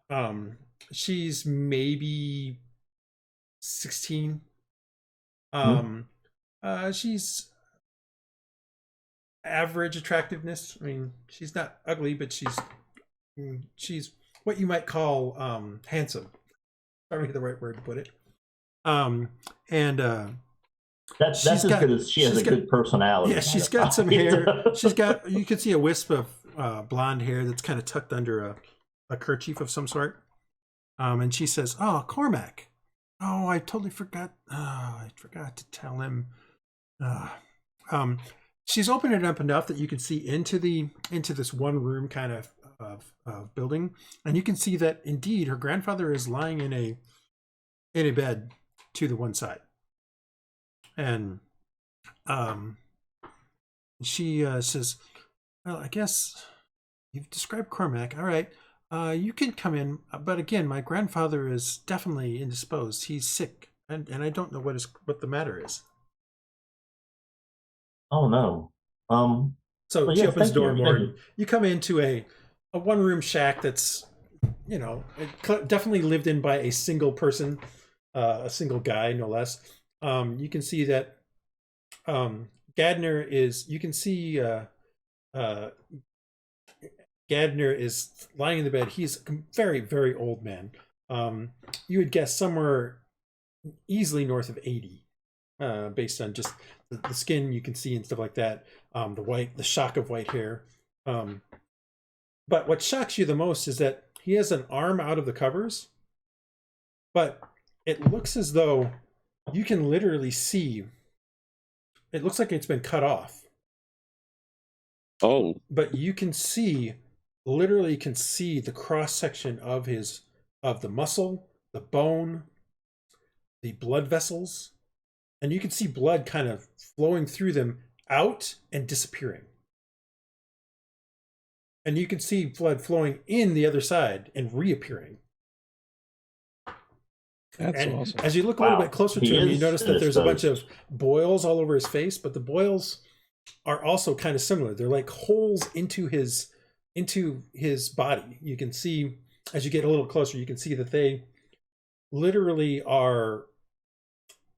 They're clearly they look from afar. They look like sores or boils, but as you get closer, it looks like they're like little holes in his body that you can, like little windows that you can see into the skin, into the muscle, or depending on where it is. One of them looks like it's through his cheek. You can actually see into his mouth. through this boil. Oh my! This is what you see as you come up on checks as soon as possible. Well, you're not there. Is Rhux with us? Rhux is an Arcana check. Rhux is with us, right? Yep, Rhux is with you. Aaron is with you. Dresd'a. I'm going to glance at Rhux and say, "Oh, he is indeed indisposed. Is he all right? I mean, he seems. I discovered him as soon as I find my notes on it. I will tell you. I discovered him a couple weeks ago, when I came to see him the one day. He has collapsed on the porch outside, and I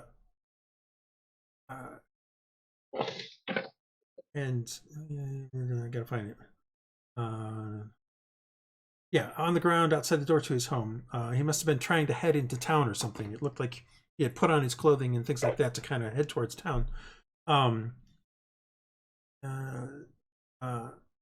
I went and got the local herbalist, Ivan. Ivan had never seen anything like this. Have you guys seen anything like this? I would like to roll on that and definitely look for Rhux. Yeah, or I could give. I guess I can't give the help action for Rhux, but I would like to roll. And what would that be? A history? Medicine check. Medicine? You can medicine, although you can try our. I roll an Arcana check. Well, Praedyth, you're not there. Oh, I'm not there? Oh, right. This is Marcus. Sorry. This is Marcus.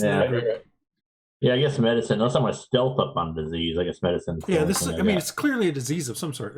You see boils, you see stuff. It's just a very odd disease. You've never heard of anything like this. It's like if it was just the boils and the boils weren't see-through, you'd probably just say he, had something like a yellow fever or something like that. But you say I could do Arcana check? Looks like it might be something magical. Because of the strangeness to it and the weirdness to it, yes, you can do Arcanical, or you can do our Arcana check. Nice. What did I say? You've never. You said it was a 15. No, I did not. I have it in my notes. You've never seen anything quite like this. Do I recognize it as a curse or anything? You don't think it's a curse? Like it definitely looks like a disease. It's just. And you're pretty sure it's magical in nature, given what you have.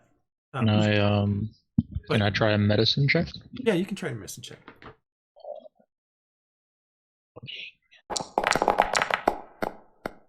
Let's go. I know what's happening. Yeah, Can I do a nature check? Nature, not really. This is definitely something afflicting. I'll tell them, guys. I really think this is kind of like a magical in nature disease. Rona continues. So I guess you have you seen anything like this? Do you know if there's any way you can help him? Wait, is this Rona? Did you say her name was Rona? Yeah, Rona. Okay. All right. I mean, you can kind of figure that when she brightened it. Well, no, I figured that. Yeah. She hasn't said her name directly, but. I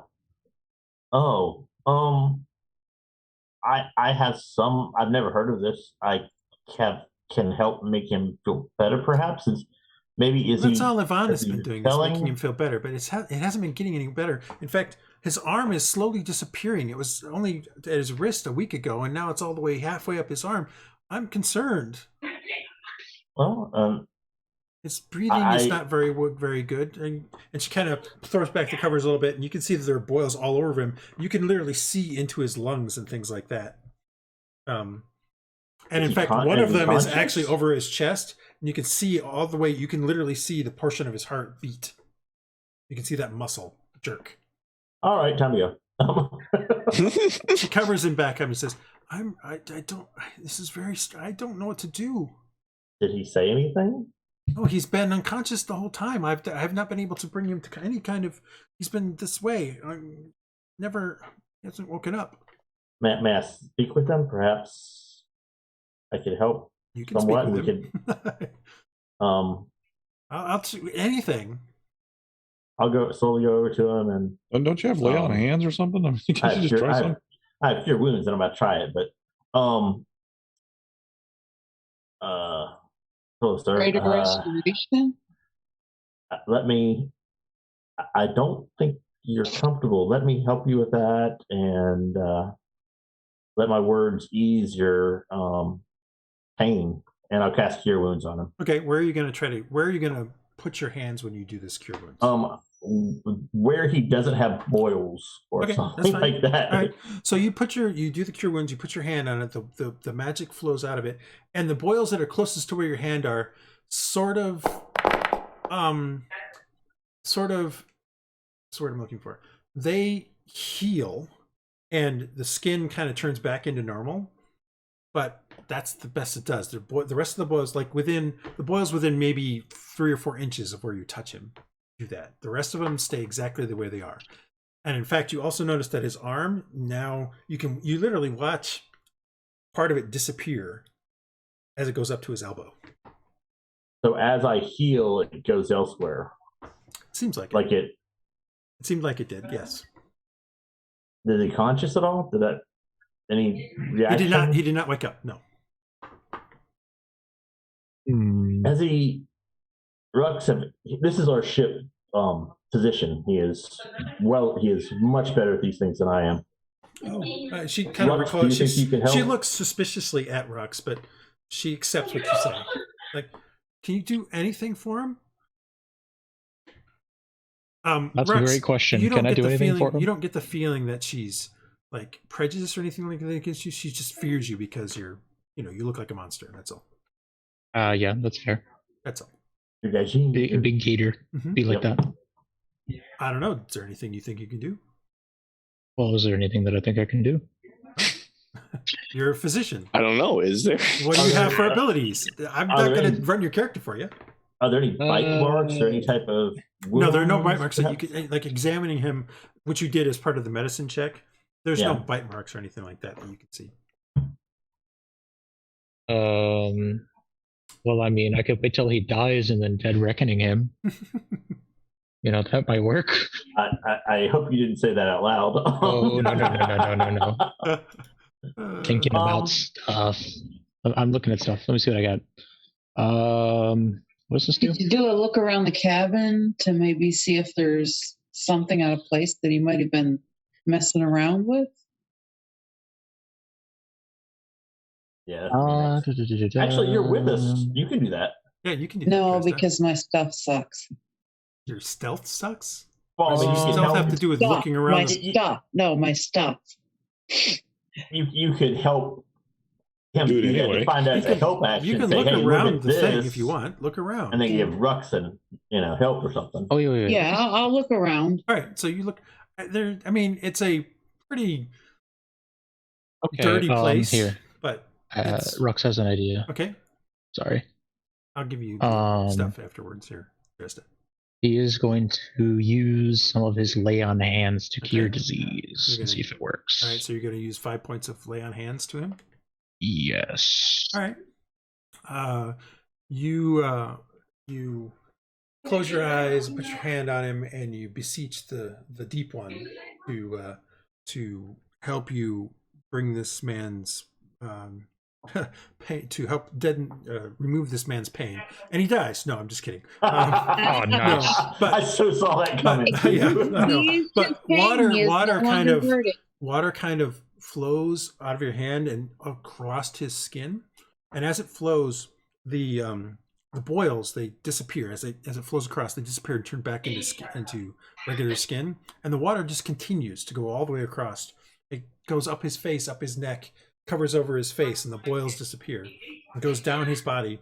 Under the covers, you can't see what it does, but you see it come out under his clothing on the arm, and you see the arm slowly fading back into view as the water covers it over. And after about, 30 seconds of this water kind of flowing all over him, you don't see any of the boils. His arm is back to normal, and his breathing kind of becomes less raspy and more regular, as if he has just fallen asleep. Rona at the same time has been looking on in wonder, and she's like, she kind of walks over and drops down next to you, Rhux, on the floor, and looks at him and looks at you and says, I think you might have cured him. And she kind of puts her hat on and thing, and at that point Gadner kind of Rhux has a groupie. Nice. Are you okay, Rona, sir? Who are these people? Why are they in my house? I am Marcus. This is Rhux. These are companions. What do you remember? You were very sick. He kind of weakly sits up a little bit, and Rona helps him into sort of a sitting position, and he says, give me a moment, sir. Give me 1 moment. Well, tell me now. Everything is a bit foggy. What day is it? Rona says, it's the 32nd. It's the 32nd, Papa. I gotta stop listening to comedy D&D campaigns. It'd be so easy right now. He says it's the 32nd. 57 days from now. He says 3 years. Oh, wow. Well, about, it seems 2 weeks ago now. I was visiting my friend Timo at the lighthouse. When I saw the ghost again. And Rona's like, Pop, we know this is just your stories. And he's like, no. It really is. I saw the ghost again. But it was different this time. It's very different. He was beckoning me, and I didn't go closer to him. But when I didn't go closer to him, he flowed quickly. It's hard to explain. He moved very quickly and threw me, and I kind of put my hand up. And he kind of shows putting his left hand up. And the ghost went through it and then through me. And I felt coldness. But it passed after a moment. And as I turned around, I did not see the ghost anymore. I went and stayed with Timo again that night. And in the morning, I noticed that my index finger, looked a little odd. Like I had scraped it or something on something. But I thought nothing of it. So I got to my boat and I came back. And came into the house. And then where was I? I had his list, his thing. I made it back home and did my chores and things like that. Went and had an ale in the town and came back. And the next day I noticed that much of my index finger was missing. And I could see the pain, the blood, and the bone in the blood. At that time I was like, I need to go see Yvonne. And I got out of the house and got my things, and that's pretty much the last I remember. And Rhoda's like, well, I found you on the steps. You had tried to get out, but he saved your life.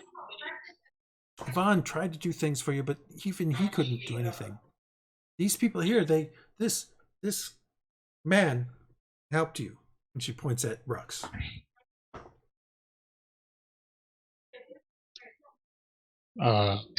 He Gadner's like, thank you, my good friend. I don't know what would have happened. Hey, you gotta go to the lighthouse. Well, we're from helps all. We came here in search for I came here in search for a tale and heard you have many of them, and we found one. Do you normally see this ghost? What was different?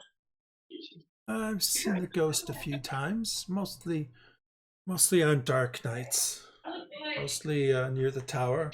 When I visit Timo. Timo never seems to see it when I see it, though. I'm not sure if he ever has seen it, even though he claims to have. I gotta find my story. Let's see. Here we go. It's usually somewhere on the island of the lighthouse, but many times I see it near the door to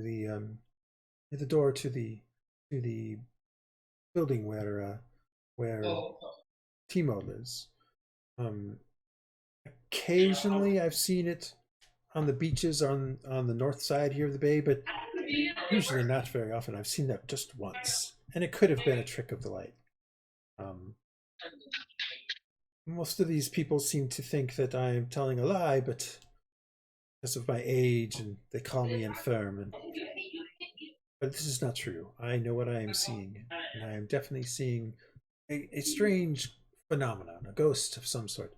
It's very blurry, but it looks like maybe a man of some sort. But It's hard to say. If you wish to see it, he thinks for a moment. He's like, it's possible you might see it tonight if you were at the lighthouse this evening. I can't remember. Maybe. I think most of the moons will be down at midnight. Wait for the darkest portion of the night. That's usually when it shows. So it's... Then he kind of leans back a little bit and says, if you want, just take my boat. And then he kind of falls back asleep. That's interesting. That's totally awesome. We got a boat. Woohoo! Well, you saw the boat. It was like a No, I know, but he very gave it small to us. fishing skiff. I know. I'm just And he kidding. said, use the boat, not that you could have it. It was again. John's been listening to many funny D&D podcasts, so take this seriously. Apologies. Well, this certainly is a tale, and can I try something? Listen, Ron, I would like to see if there's any. What do you mean? I can sense any magic about or something, some residual. Here. She looks a little suspicious, but is like, I guess so. And so I'll do a ritual identify. I probably won't find anything, but just kind of friendly talk. I'll say, this is perhaps conjuration or just basically small talk while I do this to identify him to see if there's any type of magic on him. Oh, it's not detect magic. It's actually on him. I guess is there anything remaining of his clothing? Are you doing detect magic or identify? I don't have detect magic, so I'm doing identify. Does he have clothing? Yeah, identify doesn't give you anything from him. Then I know it's just something I'm trying. Yeah, it doesn't. It doesn't really give you anything that he is. You're pretty sure his name is Gadner. As you're doing the ritual, Rona says that his name is Valentine Gadner. Okay, there's your identification. No, well, I mean, does his clothing have? You don't know. There's nothing that magical doesn't there. Give you that. Oh, that's right. Because that detect magic actually gives you what. Yeah, detect magic is going to tell you things like schools and stuff like that. Well, when I get a new level, anyway, you guys are getting close. You just got to finish one more thing that's coming up. Well, why don't we see? It's a table. Why don't we see what's there? Do you know, Rona? Do you know of any tales of the island? I mean, are there any legends or anything that? Rona's like, this is an odd time to be asking about tales. My grandfather almost died. Glad that you brought him back, but no. I would like to investigate it, but perhaps it is a spirit who's trapped there, or some type of. I mean, all I know about this ghost is what everyone else does. It's occasionally been seen by people over the last 50 or 60 years, is from what I understand. I mean, my grandfather here has lived here most of his life, if not all of it, and he's 80 something. At least he says he is. So, I mean, he says he's seen it as far back as when he was a child. So, but it's always near the tower that no one can get into. And it comes out at night. And it's only seen at night. And it's not full. It's only no moon. Well, it seems. I don't think that's true. I think he just thinks that.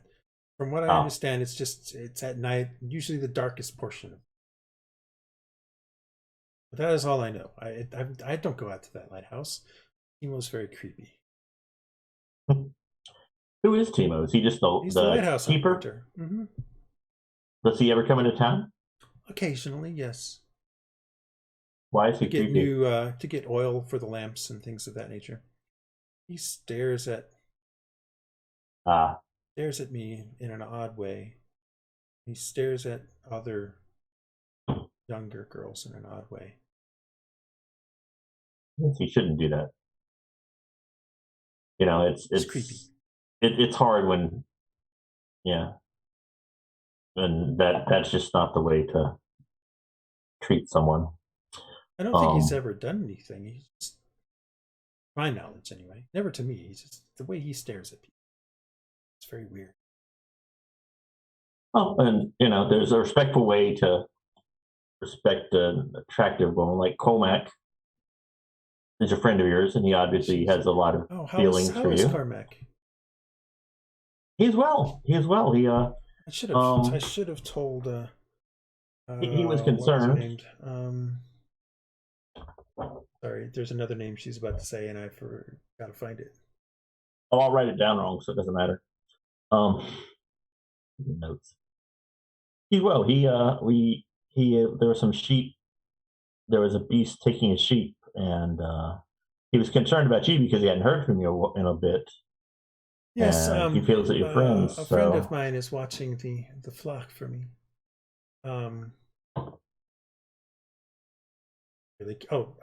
My friend named Tara. She's been watching the flock for me while I've been tending to my grandfather. I haven't been able to, for a moment, to get far enough south to talk to anybody. The only reason why I even went to the Sturlock Manor a week ago was because I needed the money to continue to pay for the herbs Yvonne had been using. Oh, he mentioned you and he was concerned, and he actually had to go to Sturlock Manor to show, but he asked us along the way if we found you to make sure you're all right. So in some ways, he helped save your grandfather. And but we actually, the rest of our party's meeting him, and if you give us your leave, we'll go out and see. Maybe we can see what's going on later tonight, and see. Sir, whatever you need to do, as long as my grandfather is fine. In fact, she's like, "Oh, I should make him some soup, some stew." And she goes over to the fireplace and starts stoking it up again. And there's sort of and then she sets you can see a hook on it, and she takes a pot that clearly has some water in it and puts it on the thing to start heating. Well, whatever you need to, you can use this boat. It's fine if you need to. Well, I think I'll be out of your hair. This is definitely more of a tale than it's a real one. So the mystery. Thank you for your time. No, thank you. If you just stop by when you want to use the boat and let me know, unless you're going right now, in which case then just take it. Well, we're going to meet our companions, and then it seems like perhaps they have other skills that might be helpful in this. So we'll all go out together and okay. It'll be fine. Thank you very much again. Do I owe you any money or anything? Look around the it's pretty place. As I was going to tell Dresd'a. Dresd'a, the place looks pretty bare, pretty much like a. Gadner is pretty poor. He probably subsists on basically fishing for himself. I figured. And probably no more than that. That's probably all he really does. He maybe does some slightly. He's an old guy, so he probably sells some of his fish that he catches, uses that to buy some ale and things like that at the local place, and then eats the rest of it. And that's probably about all he does. Your firstborn child. No, this is the words in this story is enough. Thank you. No, thank you very much. Let Cormac know that I'm okay if you see him. Oh, I'm sure he'd want to come. Yes, we will let him know. And give kind of a knowing look of he likes you, and leave. All right, so you guys head out and start heading back to town. Unless everybody else, I mean, that's what Marcus is doing. Everyone else definitely can speak for themselves or whatever. Okay. What do you guys? Is everybody following Marcus? Marcus. Okay. Yeah. Okay, you guys start heading back to Tyrok's Landing, to the town proper. We are going to head back to our other three who are walking back with Cormac. By the way, it only takes you guys about 30 minutes to get back. The four of you. As you're kind of walking off, you guys wanted to talk to Cormac about something? Well, we should let him know that Rona's fine. No. We're just gonna ask him what was this about the ships that he supposedly saw. Oh, some ships. Oh, I mean, sometimes I take the flock up to the headlands to look out over the sea. I like to look out over the sea every so often. Sometimes you can see the storms way off in the distance, which is very intriguing and interesting to me. I don't know why. I just like to see the lightning strike the water and the clouds build up. It's very interesting. the sheep like it up there. There's a little bit better. It's drier grass, but it's a little bit better for them. From what I can see, they always seem to be much happier after we've taken that. Yeah, about the ships, by the way. Yeah, the ships. Oh yeah, the ships. Well, so about I don't know. I gotta check something. About 4 or 5 days ago, I saw a ship come in and head south along the cliff and then kind of head into the reefs. And ships don't normally do that. No, really? But I never saw it come back out. So I don't know. It might still be in there. And like a couple weeks before that, a few weeks before that, I saw a smaller ship do something similar. And I've seen, and a month before that, a similar thing. So every now and then, the ships kind of they all go in and they don't. It depends. Like the last time there was a big storm after that ship, so I just wasn't able to get up there in time. And sometimes I don't go up to there for several days. So, but a couple times I've been up there and I've seen the ship that's gone in come back out, but not often. So the ship could have come back out at night or something like that. But I mean, I don't know where they're going. Like, it's all reefs down to the south down there. Like, are they slamming it? Are they wrecking their hulls and just, sometimes and just sinking, or like, are they coming back out and heading to Mirabal? I don't know. It just seems a little odd. And some of the one ship I've seen 2 or 3 times though. I'm pretty sure it's the same ship. It's a smaller ship. It's more like I think they call it a sloop, maybe. It's maybe, maybe 10 people man it kind of thing. It's a pretty small ship, so I could see that one. And since I've seen it a few times, I'm pretty sure that they make it through the reefs pretty easily. And since it's a smaller ship, it kind of makes sense. Like the fishing vessels that sometimes go over there to look for coral and oysters and clams and stuff. Those easily make sense to get into there. But this ship's bigger than that, so I don't know. I just found it odd that I would see seeing this ship every so often, but I'd never see it in port. Like I never see this ship on the docks and in town ever. So I see. So I mentioned it to Olaf and Gil at one point. They just don't believe that. They say it's a trick of mine and stuff like that. So the one that was just a few days ago, that was before that big storm, right? Yeah, right before the big storm. Yeah. Okay. Well, it came in and headed south, and I'm pretty sure it went to the same place. So you don't know if the other ship, the sloop, is coming in and out on a regular basis? Like, can you is it a schedule? I mean, again, I only get up there so often, so I don't know. I haven't been paying that close of attention, but I mean, yes, I could. If you think about it, maybe it's been here maybe 3 times over the last few months. Maybe it is maybe once a month or something. I can't say exactly that though. Okay. Interesting. Well, cool. Well, You think there's anything of it? You think that means anything? I think it's probably just people looking for a place to lay low, probably. Oh, I guess that's true. That means they've probably done something bad, though, doesn't it? Probably, yeah. Pirates, maybe. Who knows? Oh. Well, I'm glad I met you guys. You guys don't seem like pirates, so. Nah. And he kind of just has a bunch of small talk while you walk for the next, hour and a half and get back to his spot. So at this point in time, you guys are at about this, and then you walk for about another hour to get back to the thing. It is now early afternoon. Back to the other 4. You guys get back into town around midday. You kind of noticed this on the way out there, but you've noticed it even more on the way back. As you come back through, you can see that there's starting to be flowers placed along windowsills and things like that.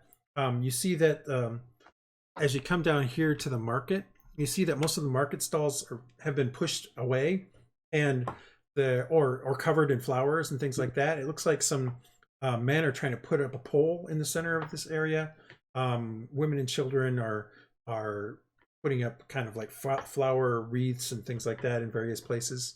And you guys all know that in about 3 days, the Festival of Blossoms is about to start, which is the spring festival.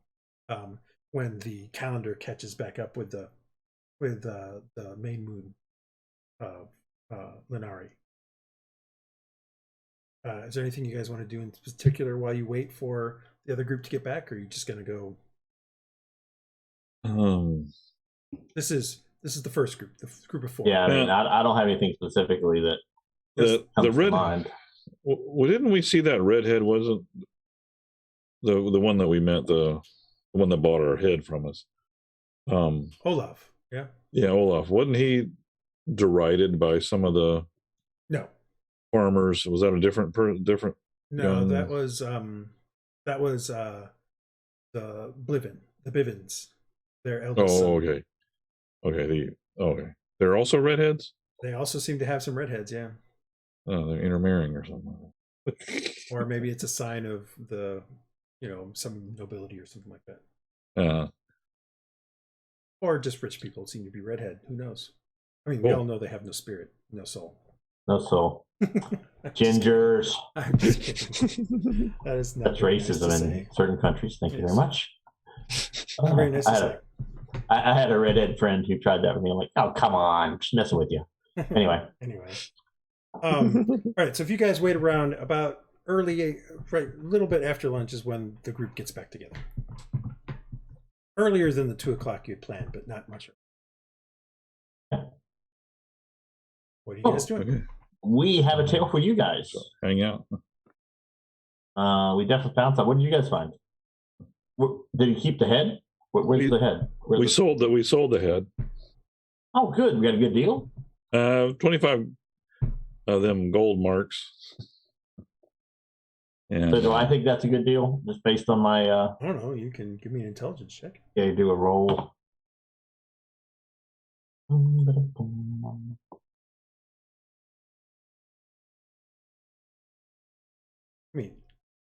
I don't know if I have. It doesn't seem like a bad deal. No, I just didn't know if there's anything I could think of. 25 is better than 0. It's definitely better than 0. In a town like this, something odd and unique. I mean, 25 gold seems like you were only able to get 75 gold of the 225 bounty from the garrison. So 25 gold seems like it's probably a lot of money to people. That's an excellent deal then. I didn't know if we'd be able to sell the teeth, perhaps, but it's a lot less trouble doing this. Did we get any of the teeth? Speaking of which, no, he kept the teeth. He kept the whole thing. Okay, I mean, we didn't take the teeth out when we got it. I can't. We were talked about it, but I didn't know if we actually. No, you didn't. Teeth. You didn't okay. Take the teeth out. Okay. He wouldn't have bought it otherwise. Not because he wants the teeth, but because he wants to. So.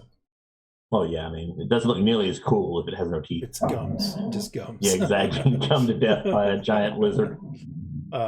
Yeah. So. Yes, they sold it. What else you guys do? Tell us about what you had. Well, we've bought some ale. We went a little under budget, so that was good. We have the following to sell, and perhaps more later on. We've got a barrel of pineapple brandy, some apple brandy, some of that excellent rum ale, and then the rum mixed with the ale. And then we have a blonde ale, brand ale, a brown ale, and a stout ale. We have one barrel of each, so it's a good start. We spent a little bit to make money. Got to spend money, make money, but I feel comfortable that we're gonna turn around and make money out of this. So, and plus he seems to be very happy with the deal, so I think we've made good contact. The more entertaining thing happened at the lighthouse, and you haven't been to the lighthouse. Not at the old man. At the old man's house, and Rhux has an admirer. Yeah, tell him, Rhux. Go ahead, tell him what you found there. What did I find? Rhux You with a found short a memory. girlfriend. Tell your story, man.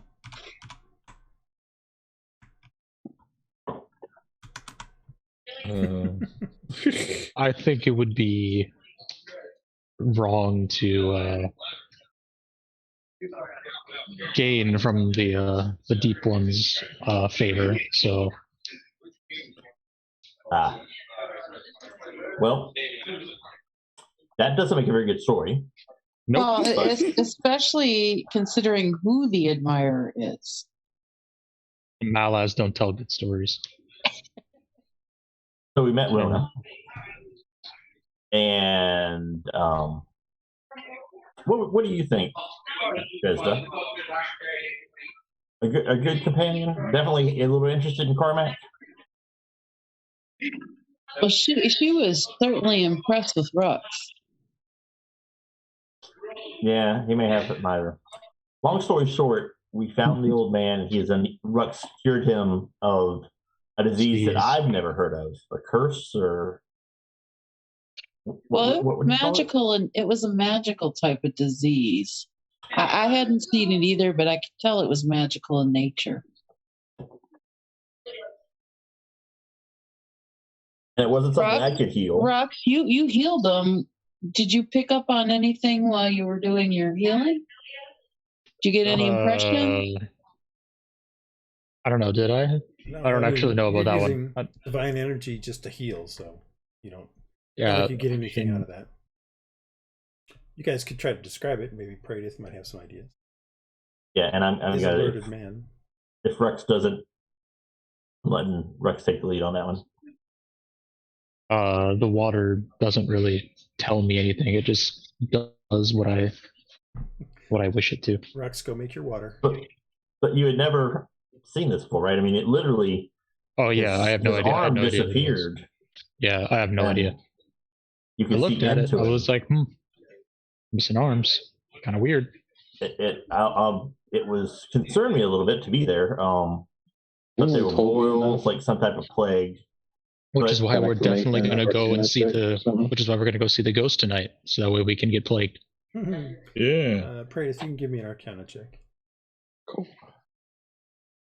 But it turns out once Rhux cured him and it was spread by the ghost. Perhaps there is this ghost that normally isn't.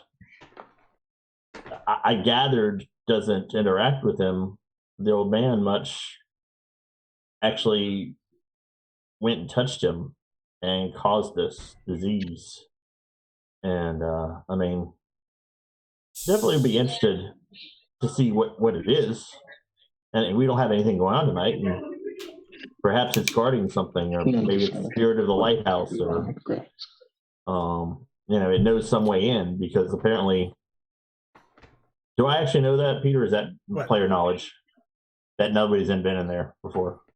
Well, I mean, she just said there's no way in. Okay, yeah. So there's no way in. So perhaps or into the tower. Let me rephrase it. If we could find out what the ghosts do, or follow the ghost, or perhaps find some way to communicate with it and find something in the tower that would be useful. Sounds like a great plan. Let's do it. Well, we have the use of a boat now. Anybody need a short rest before we go? Well, it comes out. It comes out at night, and we have. Well, it's at midday. So if we go up towards the evening, we could row over. We could go late afternoon. How far is it to the lighthouse? Well, just based on my little knowledge, would it take us? Here, the lighthouse is approximately. I mean, is 6 it a miles? basic? Oh boy! So it's not a basic journey. It might have some open water. Yeah, really well, open. you're going to go through the bay sheltered. out to the thing. It's somewhat sheltered. It's probably not going to be a terribly hard journey. It's 6 miles of either rowing or using, if you can get the skiff to get its sail up, then sailing out to there. Okay, so maybe we should go during the day. Let's do this during the day when it's much easier than perhaps running on some reef or some type of trouble. We get over there while it's still daylight, and then wait until dark to find the. And remember, there is a lighthouse guy there, so. Yeah, and we could talk to his friend who visited us. So perhaps have some more information on it. So that, I think, would be an excellent opportunity for us to bond and learn about sailing, and perhaps break into an ancient ruin and Make a lot of money. Okay. You hear the make a lot of money part. That's I like to make a lot of money. To make a lot of money, yes. Anyone else in? Let's do it. I'm Right. excited. Let's go get frickin' cursed. All right, you guys. All right, let's go. You guys Go start Gadget walking Mobile. back up heading back out and head out to Gadner's place. Do I you feel like I've been mention walking all over the place all the day long. Do you mention to Rona that you're going to take the boat? Yes. And if True's there, we'll tell her where she's going to go, True or any of that crew. But you mentioned it to True and Blimby are there. Blimby talked with Lebevic for a bit and then went to the downpour. She's actually back in the inn when you guys got back and listens to what you have to say. And she's like, "Oh yeah, that's interesting." Actually, True. We did remember to tell Cormac that she was okay, right? No, because Cormac is at his flock. Yeah, two groups, and the other group. I wasn't sure if we passed them or not. Nope, you went to the north. They went to the south. And I'm going to tell True and Blimby about Cormac seeing probably us going, into the through the reefs, and mention that there's a sloop that apparently shows up there every once in a while as well. Mm-hmm. So maybe that will trigger something with Blimby or whatever. I mean, when we were in there, it didn't look like it had been used very often. I don't know of any other stuffs down there. Maybe they found someplace new, or maybe they're just doing it the same thing we were and just using it as a place to hide for. He's seen the sloop several times, but I don't know. He couldn't see where exactly they went. He had stopped doing any of that. Corsair isn't smart enough to do that, but maybe he picked it back up. Do what? Let's go upstairs. Okay. To discuss this. True. Also, can I encourage you to come with? Do we have a cleric in our party? True's the only two cleric we have, correct? As far as you know. Is Rhux a cleric? Rhux is a paladin. Okay. Could you come? She'll go with you. She's interested in the ghost story. Okay, that's what I would. Yeah, I specifically asked her to come just because of her. But Blimby goes upstairs and you guys head up there and get into a room, and she's like, she pulls down her thing and she shows up her wrist, and you can see there is a full tattoo of what looks like a kraken, for lack of a better term, and not even that, more of like a squid with a bunch of tentacles, that kind of thing out. But but looking at it as she shows it to you, one of those tentacles is slightly different than the rest of the tattoo. It's almost as if the rest of the tattoo was added afterwards. And she says, "While I lived here, I led a group of smugglers called the Kraken. And we worked with pirates. That is how the pirates move some of the contraband that they steal from various boats. And we were a small cell here. Elazar was one of my men, as well as a couple of other people who were here in the village. And we kept it small because that is what the Kraken always did. Yeah. Kraken can be found in many places, as far as I understand. But I don't necessarily know who the Kraken are in, say, Cairmigel, or who the Kraken are in Mirabal, or who they are in Calastria, if there even is any there. That is something that is always kept from each other, just in case someone gets captured, so to speak. We used the cove that you guys were in as a place to do our smuggling. Elazar and I had a bit of a falling out about 5 years ago, and strong-armed and convinced the rest of the group to boot me out, and so he could take over for himself. Problem is that I was the one that had the actual contacts with the pirates. So when I left, that was the end of the Kraken here in Tyrok's land. I joined a pirate ship. Seemed like the right thing to do. that I think about it, it probably wasn't the right thing to do, but at the time it seemed like a good thing. I never saw Elazar as a smart enough, savvy enough businessman to figure out how to start this back up, but maybe he has, or maybe he's found some other clients for smuggling business. Might be worth spending some time down there, although it depends on how often they're doing this. And that's my tale. That is why you found me on the Defiant, and why I know so many people here. Oh yeah. So is there any do we have anything to gain from knowing about this sloop or anything else, this other possible group that may be doing this? Or who knows, there might be bounties if you're looking for that. I mean, if they're pirates or something like that, you might be able to find some bounties. I'm sure Lebevic would love to catch Elazar in the act and put him away. I mean, he's been, according to her, he's been strong arming and doing a bunch of small time racketeering things here in the town. No one is turning on him at this point, mostly because Lebevic only has 5 guardsmen, and so it seems like Elazar might have a gang of maybe a dozen at this point. Most of the dock workers are part of his group, it sounds like, from what she is saying earlier today. She actually gave me a pitch to stay here and become part of the guard.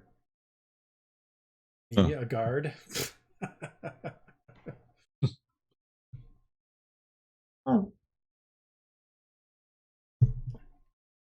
Guards can make contacts for good and bad, but we definitely need you on ship. So, I mean, hopefully you'll stay with us.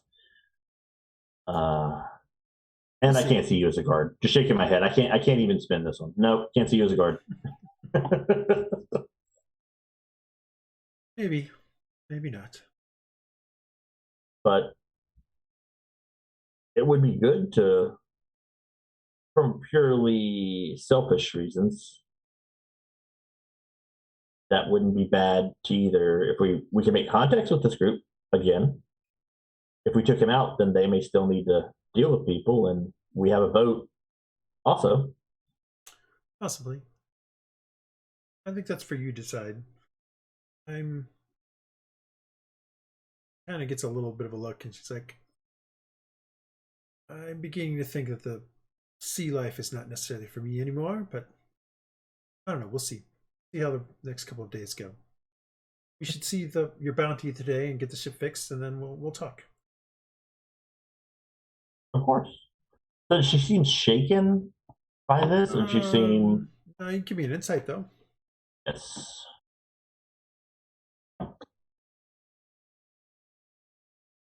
Okay. Do not insight for the ship.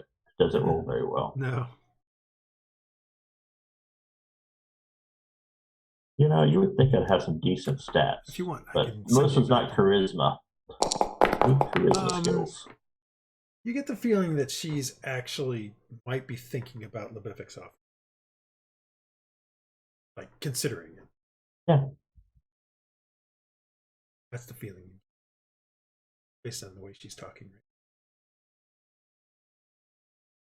I get that. Okay. But I'm sure that will depend on removing.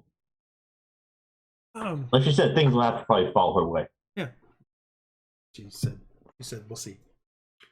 You should go to the lighthouse. I've been there a couple of times. Timo knows me. I mean, during my smuggling days, we occasionally we would stay on the lighthouse itself with Timo. Timo knows all about it. He might even be able to tell you something about Elazar's operation. I'm going to stay here, though. I have some business to attend to in the hamlet to the north. There truly is no way to get into the tower that you know of. No, I've seen the tower before. It is a stone tower with no means of entry. No windows, no doors, nothing. Can't climb up to the top and go in from the top or anything?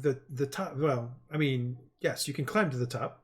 Or originally when they built the lighthouse, built the lighthouse building and stuff around it.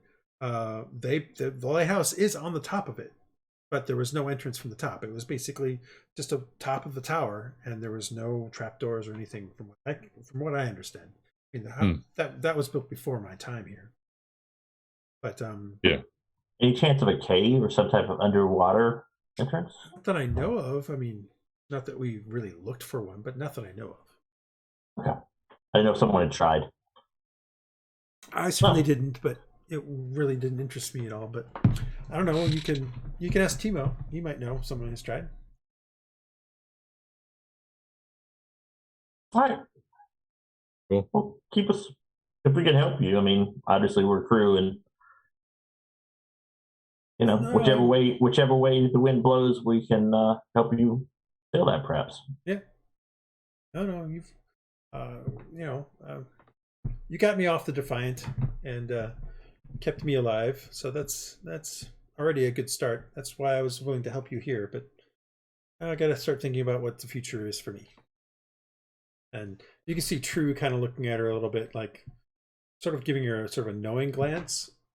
But as you guys all head out of the room and Blimby stays there, you guys head out up to Old Man Gadner's. Let Rona know about taking the boat, and then spend the next about half an hour, 45 minutes. Actually, do we have rope? Let's make sure we have rope. You have rope. Yeah, a lot of rope. I think we do. Yeah, I just want to remember plenty of rope. time, I have 100 reason. feet of rope. Do you have grappling hooks? No. Do you need a grappling hook? We need possibly. Maybe we could get a climbing kit from the market or something equivalent, just a grappling hook, or doesn't have to be a climbing kit, but something to help us climb, perhaps. So can we go through the market? I mean, yeah, it's right next door, remember? Oh, yeah. So not to say role play or anything, but can we get that type of just a grappling hook or something? He doesn't. Well, he has pitons. He doesn't have grappling hooks. Because remember, most of the things around here are cliffs and things like that, and the ropes are usually intended for ships and things. Yeah. So he doesn't have any grappling hooks, but he does have pitons. Okay, we get pitons and a hammer. That you can do. Remember off the top of my head how much that costs. But I'll know in a moment.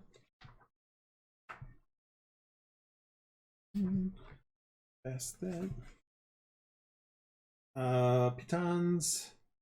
He'll sell them for 5 copper a piece, and a hammer that you could use on them is like 15 silver.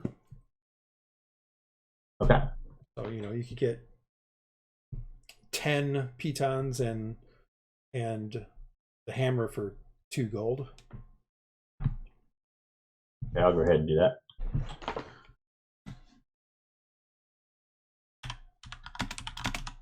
Because I've wanted something like that anyway. Okay. Okay. Now let's go. All right. So you get there. Unless somebody else wants to buy anything. You get there. You get the boat, and you sail. It takes you a little bit to get used to the sailing. And in fact, somebody give me a water vehicle roll, just for whether or not you capsize or anything. Oh boy. Water vehicle. What was that? I can do that. Whoever's got the best roll, I'll help by. So it would be. I think it would be technically a wisdom water vehicle roll. Yeah, I have 10 points towards water vehicles. Yeah, you don't quite have it yet. That's all. But what's your wisdom? Is it probably my wisdom is +1. Anybody else got a better wisdom than that? Praedyth. I have a +2. So maybe you can help Cole with your knowledge and give him an advantage or something, and then he can roll. Unless somebody else has a better wisdom. I don't know if I'm all that wise. Hold on, let me check. Rhux is pretty Usually like wise. a cleric thing or Rhux is decently wise. Probably Rhux, probably not me. I only have a +3, but it's proficient. So That's, I think, the best. That's what we need. Yeah, so Right. Do you have proficiency in water vehicles, Rhux? I think I do. Pretty sure I do. If you do, then you can add your proficiency to the roll. Yeah, it just says vehicles, but I assume it's water Yeah, vehicles. it's water vehicles, probably. Yeah, it's both. All right, so give a roll for a wisdom roll. Add and add your proficiency. Add 2. can we give him help on that? Yeah, you guys can. You can take advantage. Just do. You're all in the boat. It's not a very big boat, so it's a tight fit for the 8 of you. The only thing is he gets out and swims, and he's faster than us. Oh, let me roll it again.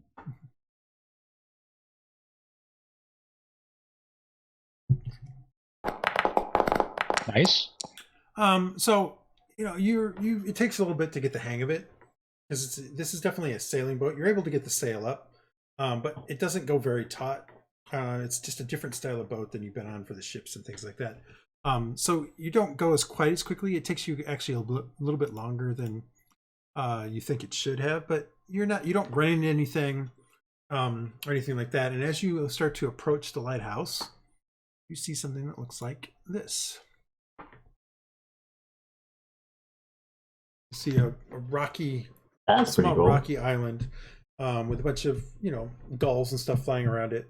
You see a tower coming out of it with a building next to it. You can see there's some scaffolding and like rope ladders and stuff that kind of wrap around that lead up to the top. Does it actually have the glass enclosure like that? It's probably not a glass enclosure. Well, it's an enclosure of that type. It does have an enclosure on top, yes. Oh, but okay. it definitely looks different than the tower itself, like this does. So it's also, the tower is stone. A lot of the building and stuff around it is wood. The building up on top of it is also wood. So it's very clear that it is a different construction. You're able to get to a small little jetty that's on the side of this island, and as you kind of start getting off, you see a man kind of come looking out the door, sort of in this little area right here, and he kind of waves at you. He's from this distance, you think maybe he's average height or something like that, a bit rotund. He starts to walk down the thing, and he's got sort of a slightly rolling gait as he kind of starts approaching you guys. He gets up to where some of these other boats are kind of held up, and he stops and he's like, "Oi! Who be ye?" Anybody got an answer? We be recent friends of old man Gadner. Valentine. How's the old geezer doing? He's better now, apparently. I mean, he's better now. He's always been old. He got really sick. Well, y'all tell him the story. You were there. And weird boils. Rhux. Oh, that might explain why I haven't seen him in a couple of weeks. You say he's okay now, though? Yeah. Huh. Well, all right. What can I do for you here? Oh, name's Timo. I run the lighthouse. Well, we've come in hunting for ghosts. You've been bitten by the ghost bug, have you? Yeah. Well, we'll have to wait for the sun to come down. Once it does, then we need to wait for it to get dark. I believe Verdine is up this evening, so it won't get as dark as it normally does. But it might show up. It might not. Come inside. I have some coffee and tea brewing, because I never know which one I want. I can make some coffee and tea. That might be a better way of putting it. Thank you. And he turns and starts heading back towards the thing. He's listening while you walk. I am Marcus, and I was, we went out. Good to meet you, Marcus. Good to meet you, too. Does he have a gait like a sailor? Is it like it's kind of sailor-like, but it's like he's lost some of it. It's more he's bow-legged than anything. Okay. Were you a sailor yourself? It looks like. Oh, a long time ago. Haven't sailed the seas in maybe 40 years. You never lose the walk, though. You never truly leave the sea, especially for those here. But, I mean, to get back to the island, I have to use my boat here, so I'm still a little bit of a seaman. Well, all of us have been on ships, probably not as long as you, and but it is an interesting time. I only was on the sea for maybe a decade. It's time I was 15 until the previous light master here took me in. Well, I was among those who found your friend. He opens the door as you guys reach there and ushers you guys inside. Inside is a ramshackle kind of building. Like, clearly Timo doesn't get a lot of pay and for doing this. Like, somebody probably does it. Somebody's paying him because, you know, he's out here on the lighthouse all the time.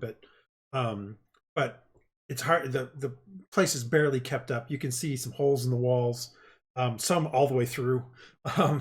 You can see the door is slightly a kilter. And as he pulls it shut, he kind of holds it and closes it with a latch on the inside to keep it shut. Things of that nature. It's otherwise, though, it's relatively well kept in the sense of all of the like dishes and things are neatly placed. It's like part of his naval thing of keeping all of his stuff together and things like that is shown through here, where he is definitely keeps things very organized inside. He just doesn't seem to fix very much of what's going on in here. So he does have a fire going over in the single fireplace inside the main room. And that's about it. He takes a kettle and puts it near there to start warming up. And continue, son. Oh, yes, I was one of those who went out to see Mr. Gadner, your friend Gadner. And while I agree, and I am a bard by trade, I love to hear these tales, and I'd heard he tells some of the best. But with this, it seems he found the affliction, which, I mean, you know, we found on him. His granddaughter found him trying to leave this place. She seems well. She was scared. I believe, but he's not doubted. But Dresd'a, you notice that at this point in time, you've noticed that Timo seems to be staring at you a lot. Like, every time you've looked up, he's been looking at you and he looks away. He's a prevert. But he's been staring at you for quite a bit. And it's like noticeable. Even other people, even the rest of you are starting to kind of notice it every so often. Yeah, anyway, so continue. I'll say something to him next time he looks at me. Well, it's not like when you look at him, he looks away. So it's not like not aggressively, just bring it up like you see. How you doing? Sorry. Anyway, Marcus, continue, and I'll let you know. Yeah. All right. But what's unusual about this tale is, and he had the disease occur. The ghost touched him and caused it. The ghost touched him. The ghost never touches anyone. It just beckons people. I think it's just trying to get people to fall to the sea in their death. But he didn't. That's when he's staring at you again, Dresd'a. All right. So hang on a second. I noticed you keep looking at me. No. I'm not looking at you. What are you looking at? Just maintaining eye contact and with everyone as he looks around. No, you seem to be spending an unequal amount of time. Like you're noticing something about me. May I ask what it is that's interesting you? You're just unusual. That is all. Huh. Do I need to do like perception or something? No, you can insight it if you want. I mean, you are unusual. You're half tiefling, so yeah. It's not like it's a lie. Well, no, you're not as unusual as Rhux is, for instance. Right. Like he might be withholding some information. I want to see if he's. I will remind you that Rono didn't like the guy because she thought he was creepy because he stared at her. So. Oh. I'll remind you of that statement that she said. You could also do an intimidation. You could do an intuition. You can do an insight check though, and I can.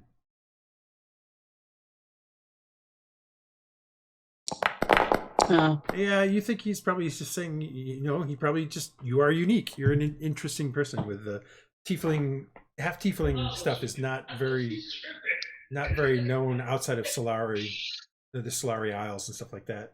So he's probably telling you the truth. Okie dokie. And a demon chest. Anyway, so you were saying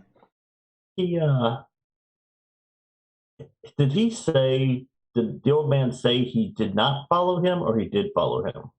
He said he did not, correct? No, he said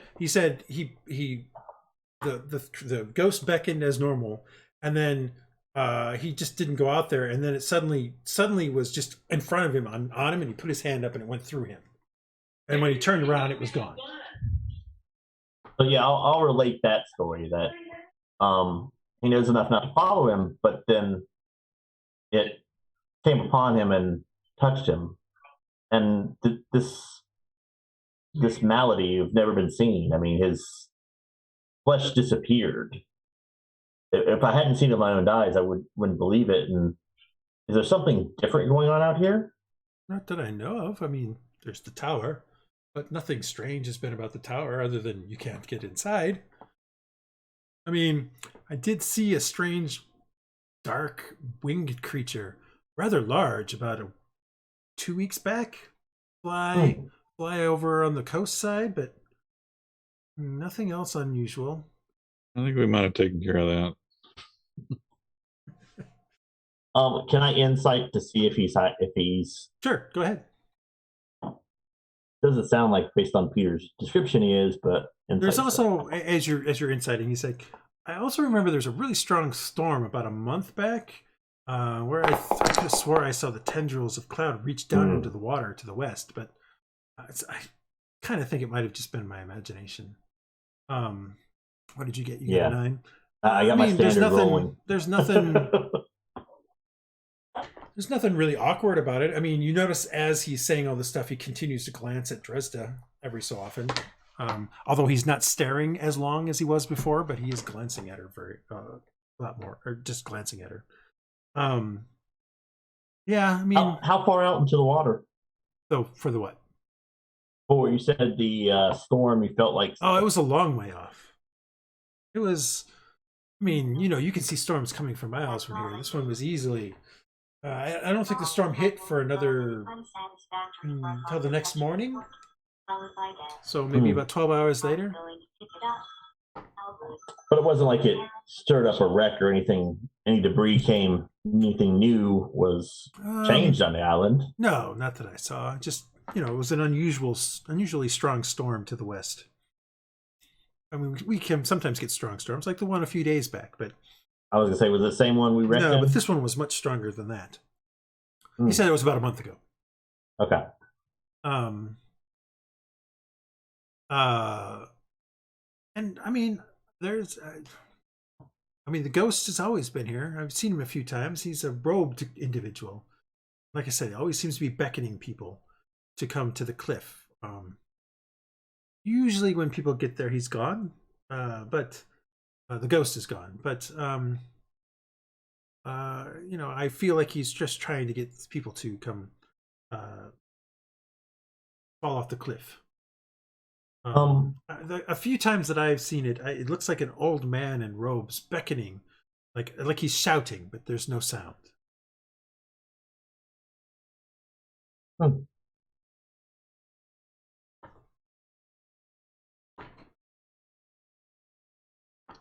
But that is all I really know about, guys? About this ghost. Do we know the cliff? I mean, is it obvious? I mean, it's just literally. There's only one cliff. Yeah, the whole island is kind of cliff-like. There's a bigger cliff on the other side of the house of the area, though, that you can see that kind of falls further, and that's the one he seems to imply is where it's coming from. Can you show us where? Sure, come with me. And he heads out the front and comes around here and up sort of this thing, and he points to there are some steps and things to get up here, and he gets up to here and says, it's normally right around here, usually at the darkest point of night. And you can see that there's ways of, rope ladders and stuff that get you up and around and then up to the top. If you don't mind, I need to go check the oil lamps for this evening's lighting. I'll be back down in maybe 30 minutes. Did they pay you? Does the town pay you? The town pays me. The council, the town elders, the council pays me through the taxes they have on things. This is my job. Good. Excellent. Good. And he starts climbing up the things and around the edge and stuff like that.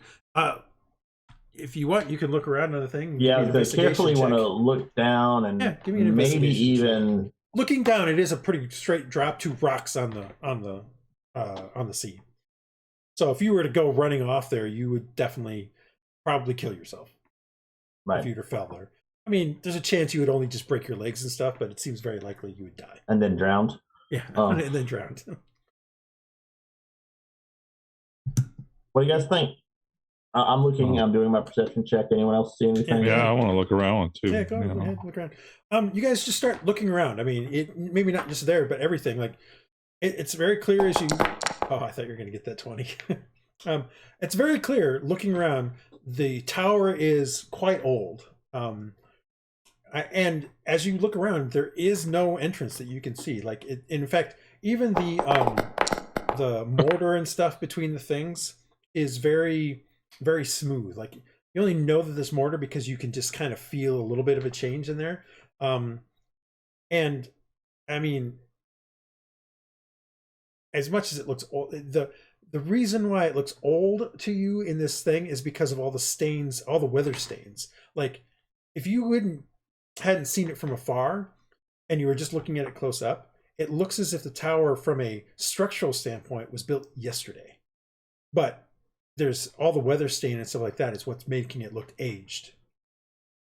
But structurally, like, you try to trip at some of the stuff and you can't seem to make the mortar come loose on between the things. You can't.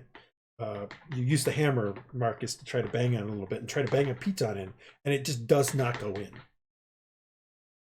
It does not go into the tower. It does not go into the tower. You do it on the rock next to the tower, it goes in. Yes. Try to do it on the tower, it does not go in. Okay. Anyone want to go down? As I hold the rope to. Particular. I'll go down. Yeah, I'll do it. You guys are going to go down to where there's not much down below. It's literally rocks and ocean crashing into it, or sea crashing into it. Okay. But maybe just put the rope down to see if there's anything underneath that you can't see from this angle. Yeah, you guys can try to climb down. You climb down. It's the typical kind of cliff-like face. There's a few folds that initially you think, oh, nope, there's no cave. It's just a fold and a crack into the thing. There's really nothing here below. I mean, maybe there's something below the water, but as you hit the thing, you can see that the water goes that even this, it goes out maybe 2 or 3 feet and then kind of drops off about 10 feet or so. So, I mean, you could sail almost right up to this thing and not really crash into anything. That being said, like you can see on the other stuff, there's stuff further out that is kind of craggy and up and things like that. This is definitely a rocky spot, but I mean, it seems like it's a bunch of, what's the word I'm looking for? Like a bunch of spires in the ocean or in the sea. Like, you can see they're like 10 to 15 feet down in some places, and as you look further out, you can see that it goes deeper pretty quickly. But where the rocks and crags and stuff are further off are pretty straight up kind of things. Rhux, you want to go for a swim? Yeah, Rhux. Make yourself useful. I mean, does it not look too deep? I mean, like I said, after Or about 2 or should I 3 say, feet, does it it look- drops. But Yeah. you see here Uh, is somewhat, I mean, it's a somewhat slightly choppy day. You guys can see in the distance, you can see a small squall out there. headed this way, but it's not very big. Probably one of those things that might dissipate even before it gets here. But it has caused the sea to be a little bit choppier than normal. Would it be better to tie a rope to him safety-wise? He's fine. Who knows? It might be fine underneath the water. I'm just saying that the surface of the sea is more choppy. Okay. Does Rhux look like he wants to do this, or does he just look like? That's Rhux. That's why I'm asking. I mean, Rhux is a pretty good swimmer, but it's also the fact that he just doesn't have dark vision, so he can't really see once it gets too deep anyway. Oh, is the water someone clear? could like light up something. I mean, it's mid-afternoon, so there is well, light down. I mean, yeah. If There they is want me to go light down swim a and look bit. for shit, I mean, all right. So They you don't have a dump light in. spell yeah. If they want me to go swim and look for something, I'll go look. Right. or a light cantrip. You dive They don't in. have that. And like I said, it starts to drop off pretty quickly. It drops to maybe, you guesstimate maybe 15, 20 feet out there, and you can sort of see it's murky at that depth, but not too murky. You can see where other spires start to come up, and where clearly those spires turn into the rocks that are breaking the ocean and all that sort of stuff. There, as you come around on the northwest side, you do see what looks to be really, really silt-covered remains of a ship. At one point, it clearly was a ship, but it's corroded and rotted quite a bit. There's a lot of silt over top of it. So give me an intelligence check.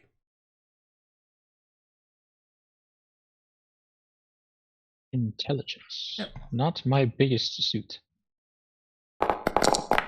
Even just too smart though. Do you think that maybe it's probably a good 75, 80-year-old wreck, maybe? Based on the amount of silt on it and sand on it and the amount of rotting that you see on it and the growth of, barnacles and clams and that sort of stuff that are on it. Very possible it's about that age. Okay. As you kind of come around, you continue around. You don't find any kind of underwater caverns or anything like that. It's just this a spire of rock that comes out of the sea. Do I remember how long? What's his name said he's been seeing the ghost? Because he said he's been seeing it his whole life, right? He's been seeing it his whole life, and he's about 80 years old. Yeah. So does he remember around when he started? If he was like a couple of years old when he started seeing it, or is it just too far back to remember? You guys didn't. He that's about the time he fell back asleep. Oh, okay. So we didn't get a specification. I got you. Yep. I got you.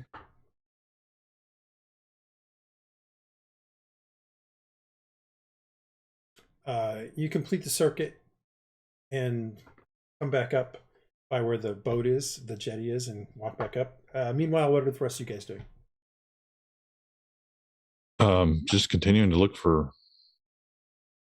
Does anybody have like detect magic or anything like that? Is that one thing that we're missing? do. Why don't you Yeah, I was gonna detect say, some use magic it. on it? I think I'll detect some magic. Okay. Whoa. All right. So you cast detect magic on yourself. It's going right here. Well, I mean, can't do anything. About it. I'm detecting the hole. It's on The you. White Is House. what it is. Oh, guess what? It's dead. No. All right, so you cast detect magic on yourself, and as soon as you do so, you actually take a step back because you're not necessarily blinded, but the sheer torrent of magic that you're currently seeing is shocking. You've never seen anything like this. What you notice is that I gotta find the thing.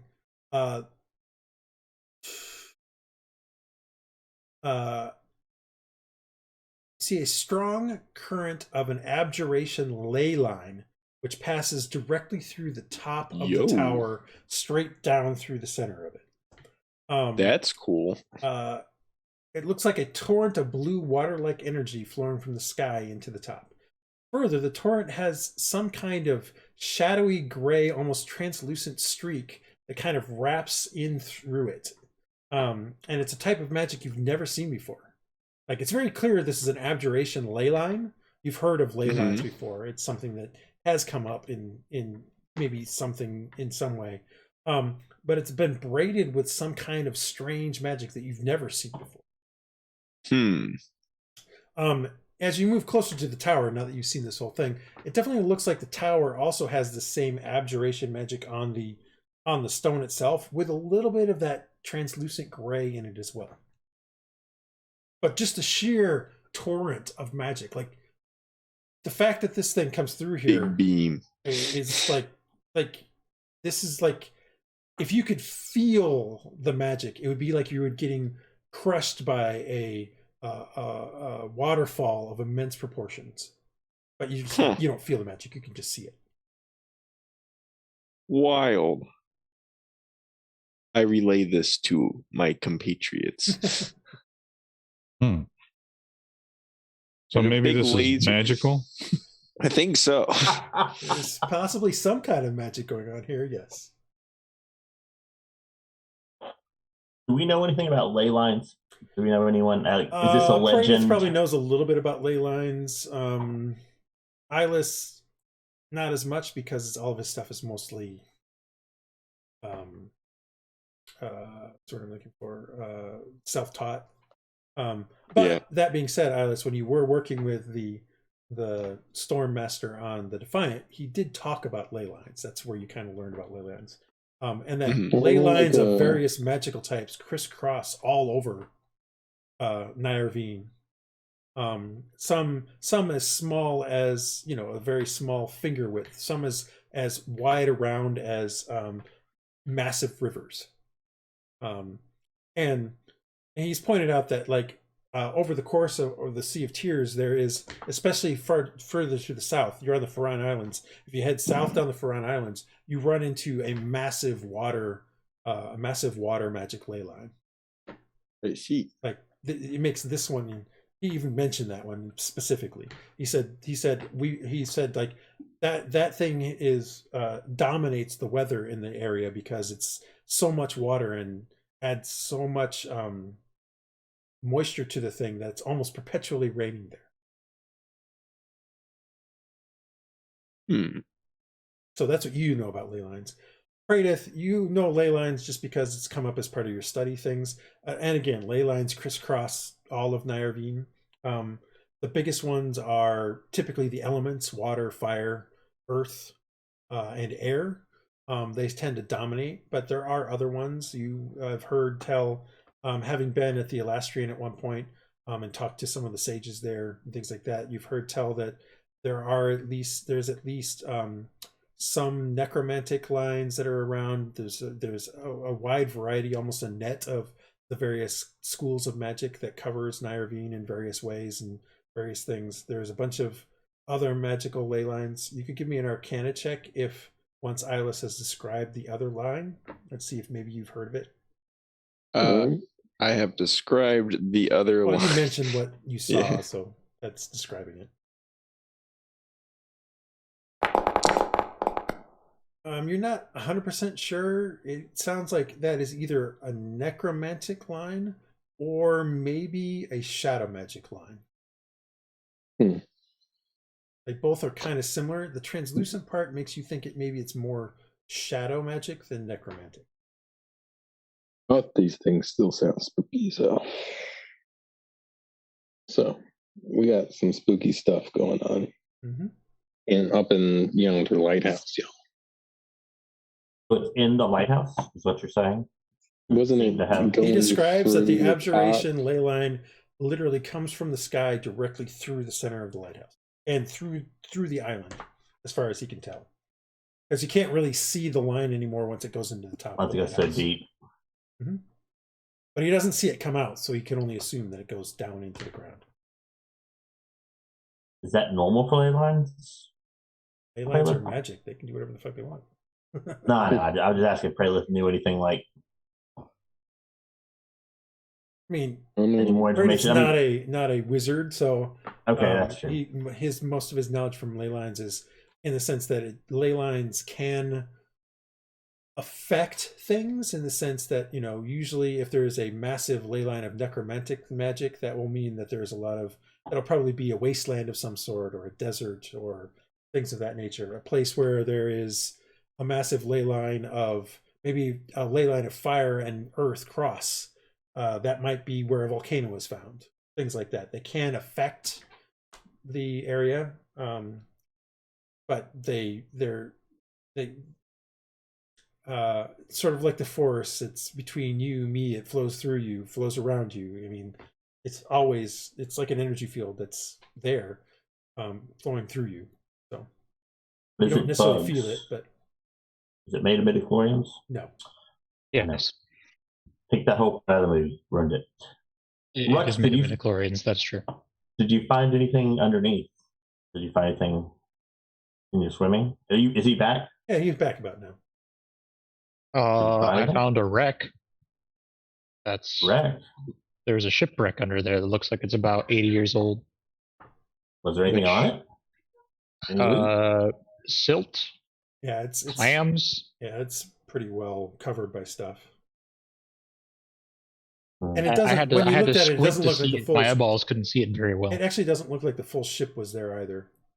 Like you could see parts of it. You could see, the basic spine of it and things like that. But a lot of the. I was able to make out through a window. There were some paintings of your French girls, so I believe this might be the Titanic. Excellent. No, it is. So, how old did you say the wreck was, or did you approximate? It looks about 80 years old, which, if we go by how old the old dude is, probably means that maybe the ghost is from this boat, because the wreck is about as old as he is. Do you think that there's any relationship between the boat and the magic ley line, or so like the magic ley line would just be what's there? A ley line? Yeah, Rhux has no idea what you're talking about. Well, I'm talking to everybody. Mm-hmm. No, I'm just saying Rhux doesn't know about the ley line. This is his first hearing of it. What's a ley line? Well, I know, I get it. I'm just saying. No. Based on what Rhux is saying, and right. I'm trying to get an answer from people. Does it look like there might be some intersection between this ley line and this boat, or? If he tells me where the line is. I mean, if Rhux describes where the boat was, and the stone blocks your vision of the detect magic, Iylis, so you don't know where the ley line comes out. You just know it goes through the top of the tower, and you don't see it after that. Oh, if it goes to the top of the tower, then it's not where the ship is, because the ship isn't underneath the tower; it's to the side. Mm-hmm. Yeah. Okay. Well, that's kind of what it is. He keeps going. He was thinking keeps going. I don't know. I'm just trying to see if there's any relationship between the ship and the magic. That's all. I was just always curious. ask Timo when he gets back. Yes. Yeah. Is the ship under? He said where the ghost points down. Is the ship directly underneath where he's pointing to? No, the ship is on the northwest. It's on the other side. Yeah. The ghost is on the sort of the southwest side. Okay. It could be that the ghost is reaching out. Is it reaching out towards that direction? No. It's not? No, you'll have to ask Timo. Timo is on his way back down. You can see him on his way down now. Get down here, Timo! It could be that the ghost is like reaching out towards where the ship was because someone on there died and they were very sad. Timo gets down there about another 10 minutes, about 5 minutes later. You guys have been searching around for a bit. Yeah, he gets down there. He's like, "So, here, let's. I bet the tea is ready by now. Let's go have some." And he heads into the building.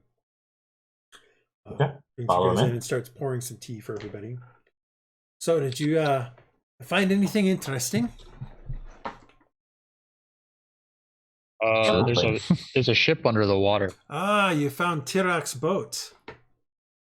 Is that where he landed? That is where he landed, yes. Actually, he crashed into this here rock 80, 85, maybe 75 years ago, something like that. I can't remember exactly.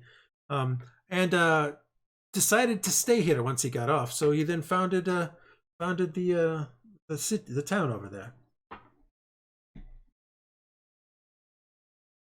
Very interesting. Well, we also were looking around with magicalness, and we saw some weird magical effects like ley lines and stuff like that? You ever heard anything of that?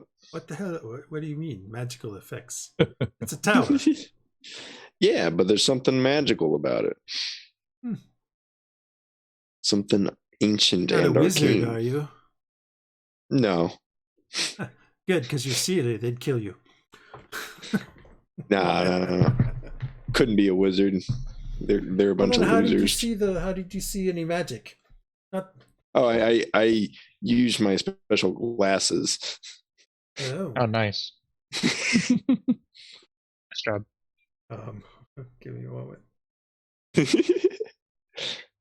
I'm not going to show them my glasses, but oh, fair enough. Oh, interesting glasses. Yeah, I don't know anything about magic. I'm just a simple lighthouse manager. I keep the thing running. Does it always stay lit once you get it up there? Is it ever? Oh, the oil, yes. I use oil. In fact, maybe in here in another few days, I'm gonna have to go into town and get some more. Everybody, give me an investigation check. Everybody.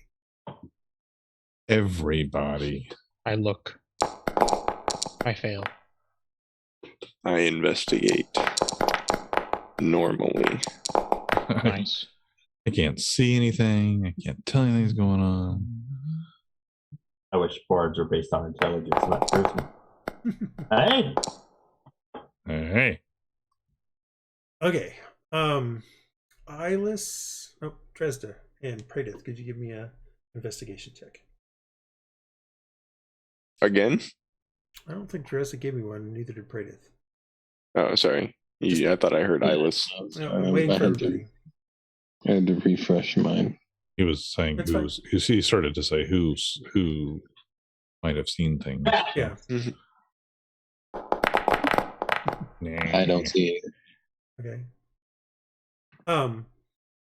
Iylis and Marcus and Aaron, as you guys are sitting down there starting to drink your tea, pick one thing on your one item on your sheet, any item, doesn't matter what.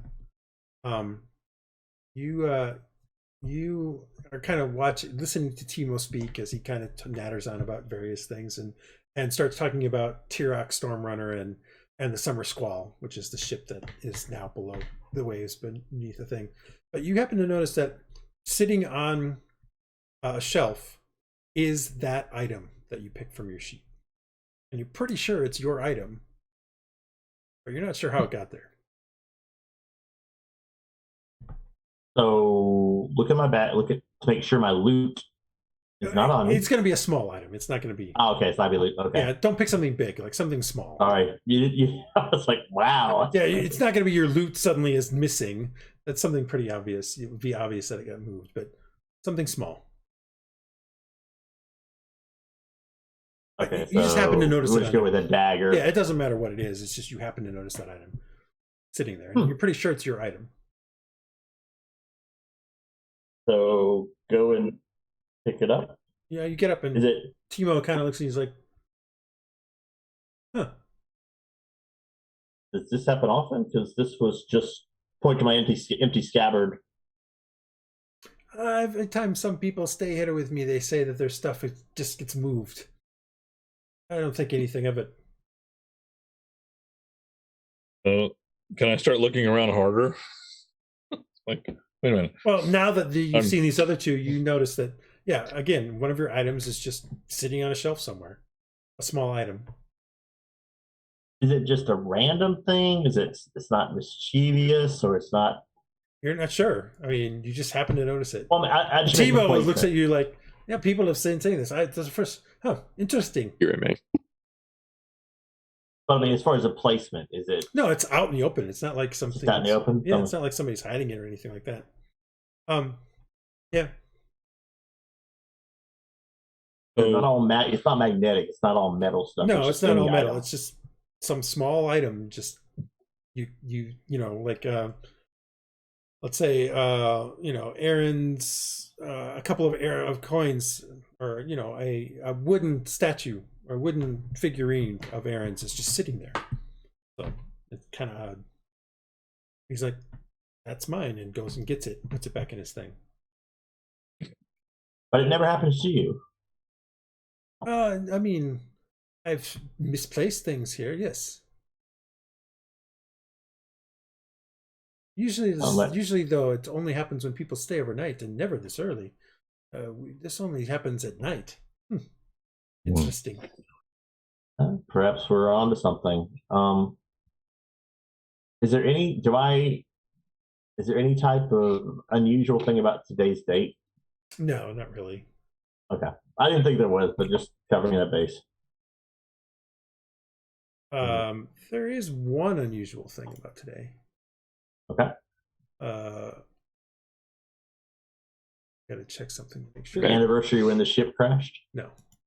I gotta check something real quick. Verdine is full this evening, so I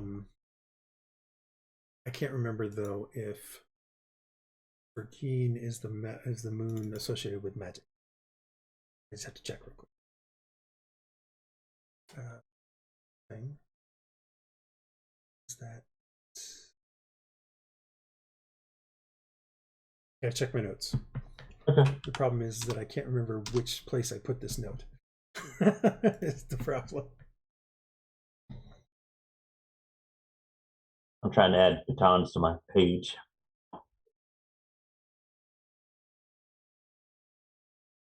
Everything's locked.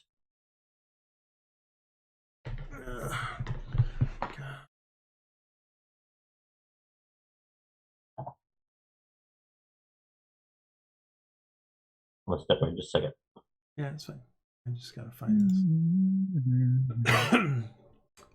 No, it is not. It is the goddess of. It's Talara. Yeah, it's the goddess of. Verdine is the goddess of earth and agriculture, so it is not the one. Okay, cool. Yeah, there's nothing special about tonight or anything like that.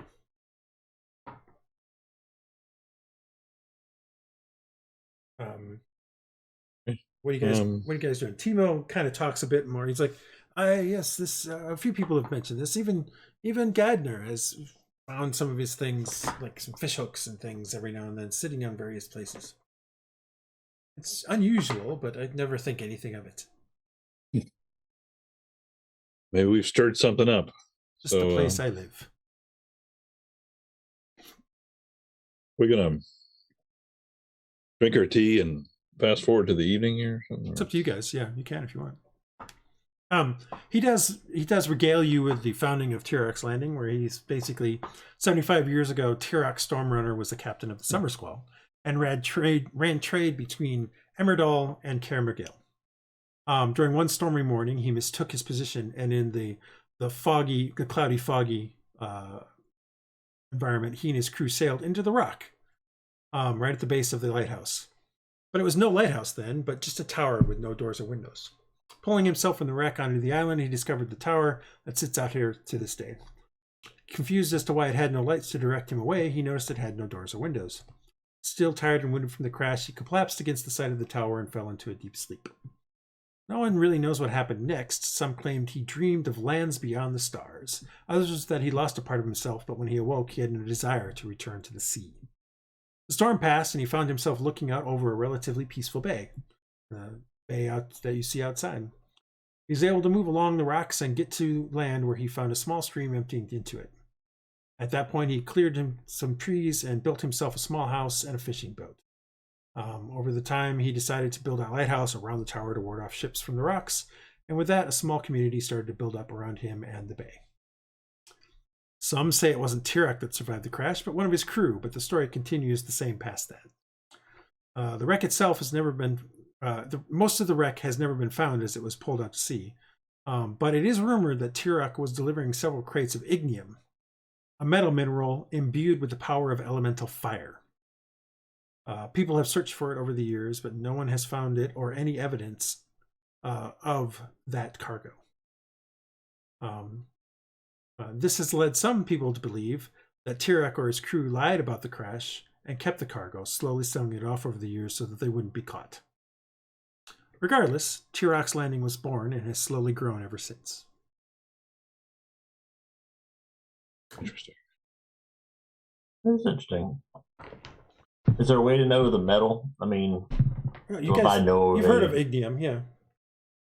Is it used for anything specific or any type of? It's imbued with the power of elemental fire, so it's used for magic items of magical power and things of that nature. Okay. We don't have a metal detector. No, you don't. Yeah, I guess they're just gonna wait. I mean, I can't think of anything. You guys wait until the evening. In fact, you wait until the darkest part of the evening. Yes. Right. So a little past midnight, you guys head out, and it's the darkest point of the evening. Verdine is full moon, but the rest of the moons are still pretty much down. So this is probably the darkest point you're going to get in the night. What are you guys doing? You can look around if you want. Yeah, I mean, let's go around. Do I have anything cool to? Let's stick together, though. Well, no. Yeah, definitely stick together. I'm just saying, do you want to go to that specific spot where he's found it? Actually, can you still see the ley lines? Oh, you have to do it. It was 10 minutes, but yeah, I can cast it again. Well, yeah, I mean, see if you can. I will cast it again. Maybe something's changed. All right, you cast again. You see the same thing as you saw before. The torrent. It looks the same. I mean, it's a torrent of magic, so the magic itself looks like, it looks like a waterfall in essence. So gotcha.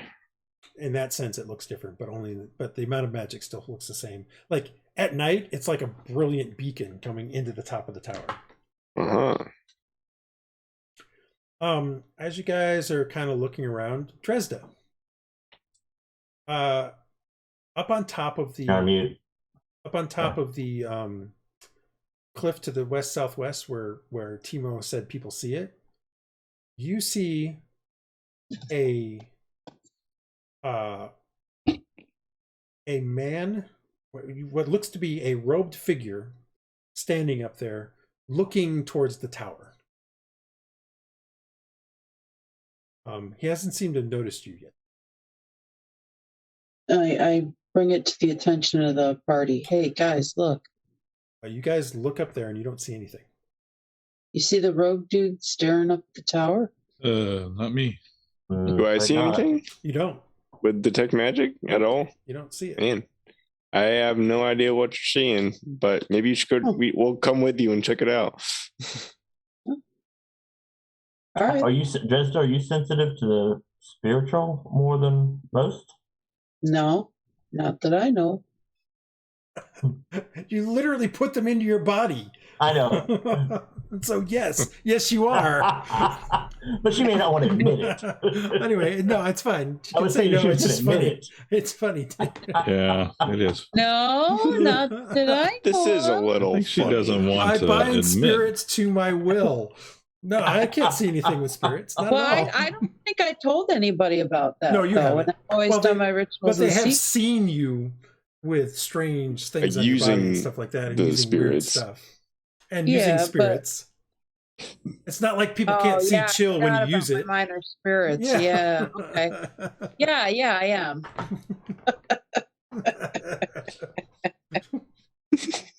I forgot about that. I thought I was still kind of okay. Yeah, the minor spirits show themselves. Yeah, no, not at all. Oh, well, okay. Well, we'll follow you. All right. So you get up closer to there, and as you're kind of approaching, the ghostly figure kind of turns, and you can see it's definitely a man-like figure, but the features and things are kind of blurry. The best way I can describe it is it's as if the you remember how in Lord of the Rings when Frodo's has the ring on, he sees into the thing and everybody's kind of smoky kind of thing look with the wavy pattern on him. It kind of looks that way to this guy looks that way. Huh. And he's brilliantly bright white, brilliantly, like, to the point of like a beacon to you in some sense. But you can't see like the magic on the tower, but you can see this guy. Iylis, you can see the magic on the tower, but you can't see this guy. And as you get closer, Dresd'a, he seems to notice you looking at him. At least that's what you think. It's the best you can think, because suddenly you see the hands moving as if he's gesticulating, and the head moves as if he's talking, but you hear nothing. Okay. I can't hear anything you're saying if you're talking to me. Does he start using like I don't want to say sign language, but does he start trying to sign? No, he's just trying to. He's like, you see, like he's beckoning. It's almost as if he's imploring you and trying to shout at you, and you hear nothing. Huh. Is he saying like, come here or go away? His mouth is blurred. It's hard to tell. Like, you only know he's saying something because his head is moving in a way that you interpret as speech. Okay, so I'll take a, approach closer to him and see if it agitates him. Right, you get within, let's say, 15 feet. The rest of you see a faint ghostly form manifests in front of Dresd'a. Oh, and cool. It's very, very blurry, very indistinct. It's maybe 5.5 feet tall.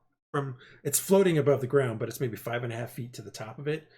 As far as you can tell, it's just like a blob of something, but you can't see sort of some kind of appendage kind of come out and another one kind of thing. So you think that it's vaguely humanoid at least. And it seems to be talking. It seems to be gesticulating at Dresd'a. Dresd'a, the ghost becomes a little more distinct, and you can see at this point in time it looks like a man with long flowing hair and a very long beard, wearing robes, and he's gesticulating at you, and he's pointing at the tower, and he's beckoning for you to come towards him. All right, so and he is saying something. You just can't. The lips are too indistinct to read lips or understand what he's saying. Okay, I'll take another 5 feet closer. She's not heading toward the ocean, is she? She's not. No, she is. This thing is standing. If you were thinking about it, this thing is standing right here, and you guys are slowly moving up towards it, and she's moving closer and closer to it. Okay. Quickly tie a rope on her. And I forgot, we have True with us, correct? Yeah, she's with you. Does she see anything? Nope. So, I mean, you all now see a very vague, ghostly manifestation in front of her. Just to be somebody get a picture. Just to be safe. I'll move closer. Just to be safe, Rhux will give her water breathing. Well, that's not going to help because she's going to hit the rocks before she hits the water. But that's okay. Well, that doesn't. I mean, if she lives, then water. Well, let's tie the rope to her and someone. You start to approach her with a rope, and the ghost suddenly lurches towards you, Dresd'a, and through you before you can even do anything. Whoa. Oh. You feel a cold wave pass through you. Give me a Constitution saving throw. Does Hu-Yi react to any of that? Because I'm still bound to him. We'll see. Give me a Constitution saving throw. Depends on your save. Normal for me? Yep. Okay.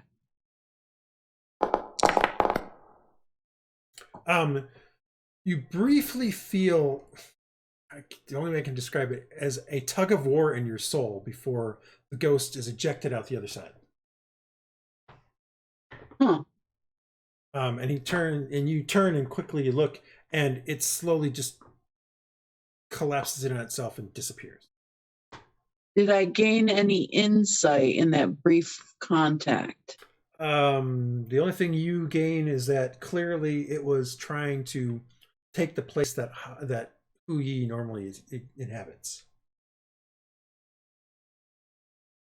Very interesting. And Is this some Huyi kind of ejected it demon? from you because you're bound to him. Yeah. Okay. Looking But around, did you I don't see it anymore. Did I sense any malevolence or? No, I mean this was a fight between the two spirits. Okay. Whoa, that was wow. Okay. What happened? He tried to possess me, How but it didn't rude. work. Yeah, it didn't work. Or So did it? Yeah, I was gonna say, how do we know? How do you know it didn't work? Because I Exactly. could see him. He tried. Yeah. Okay. And from our point of view, what did we see? You saw the vaguely the ghostly outline disappear inside of her, and then just never come back. Okay. And you never saw it. Are you sure it's gone? You never saw it leave her or anything like that. All right, I'm gonna incite her. Okay. Once I find it, there it is. Did it say anything to you? Nothing of communication? You're pretty sure that this is still Dresd'a. All right. She's The clear. mannerisms and things like that are pretty clear. Unless that's a really good ghost. I think she might be telling the truth here. Hey, wait a second. Timo, does it still look like Dresd'a? Because you've been looking at her a lot. Timo actually, you look concerned to Timo, and Timo's mouth is like open. He's like, it really does exist. Yeah. You've never really seen it? You get the clear feeling from what he just said that he's never actually seen it. Incredible. That's what went after your friend. I'll let him know that he seemed quite. Actually, to kind of wrap this with a bow, because it is 10 o'clock. Dresd'a, as you looking at Timo and you guys are all hearing him say that, Dresd'a, you see the form manifest again right here at the top of the stairs. No. Nobody else see it, and that's where we'll stop for the. Okay. Oh, what are we gonna do? Chase him. He might let you in. I think he wants us to go up into the tower. Okay. I don't know about that one. We want to go to the tower. He attacked you. Okay. More for next time. It literally is a cliffhanger. It is literally a cliffhanger. But Dresd'a's not hanging off a cliff, though. No, she's not. Yet. You guys going to try to do actually something to close on her? Seem to make the ghost do something. Oh, got it. Let's tie the rope up to her at first next time. Well, it has manifested down at that spot on the tower, near the tower. It's where we'll end that tonight. We'll see where that leads us next time. Yeah, like I said, let's. Okay.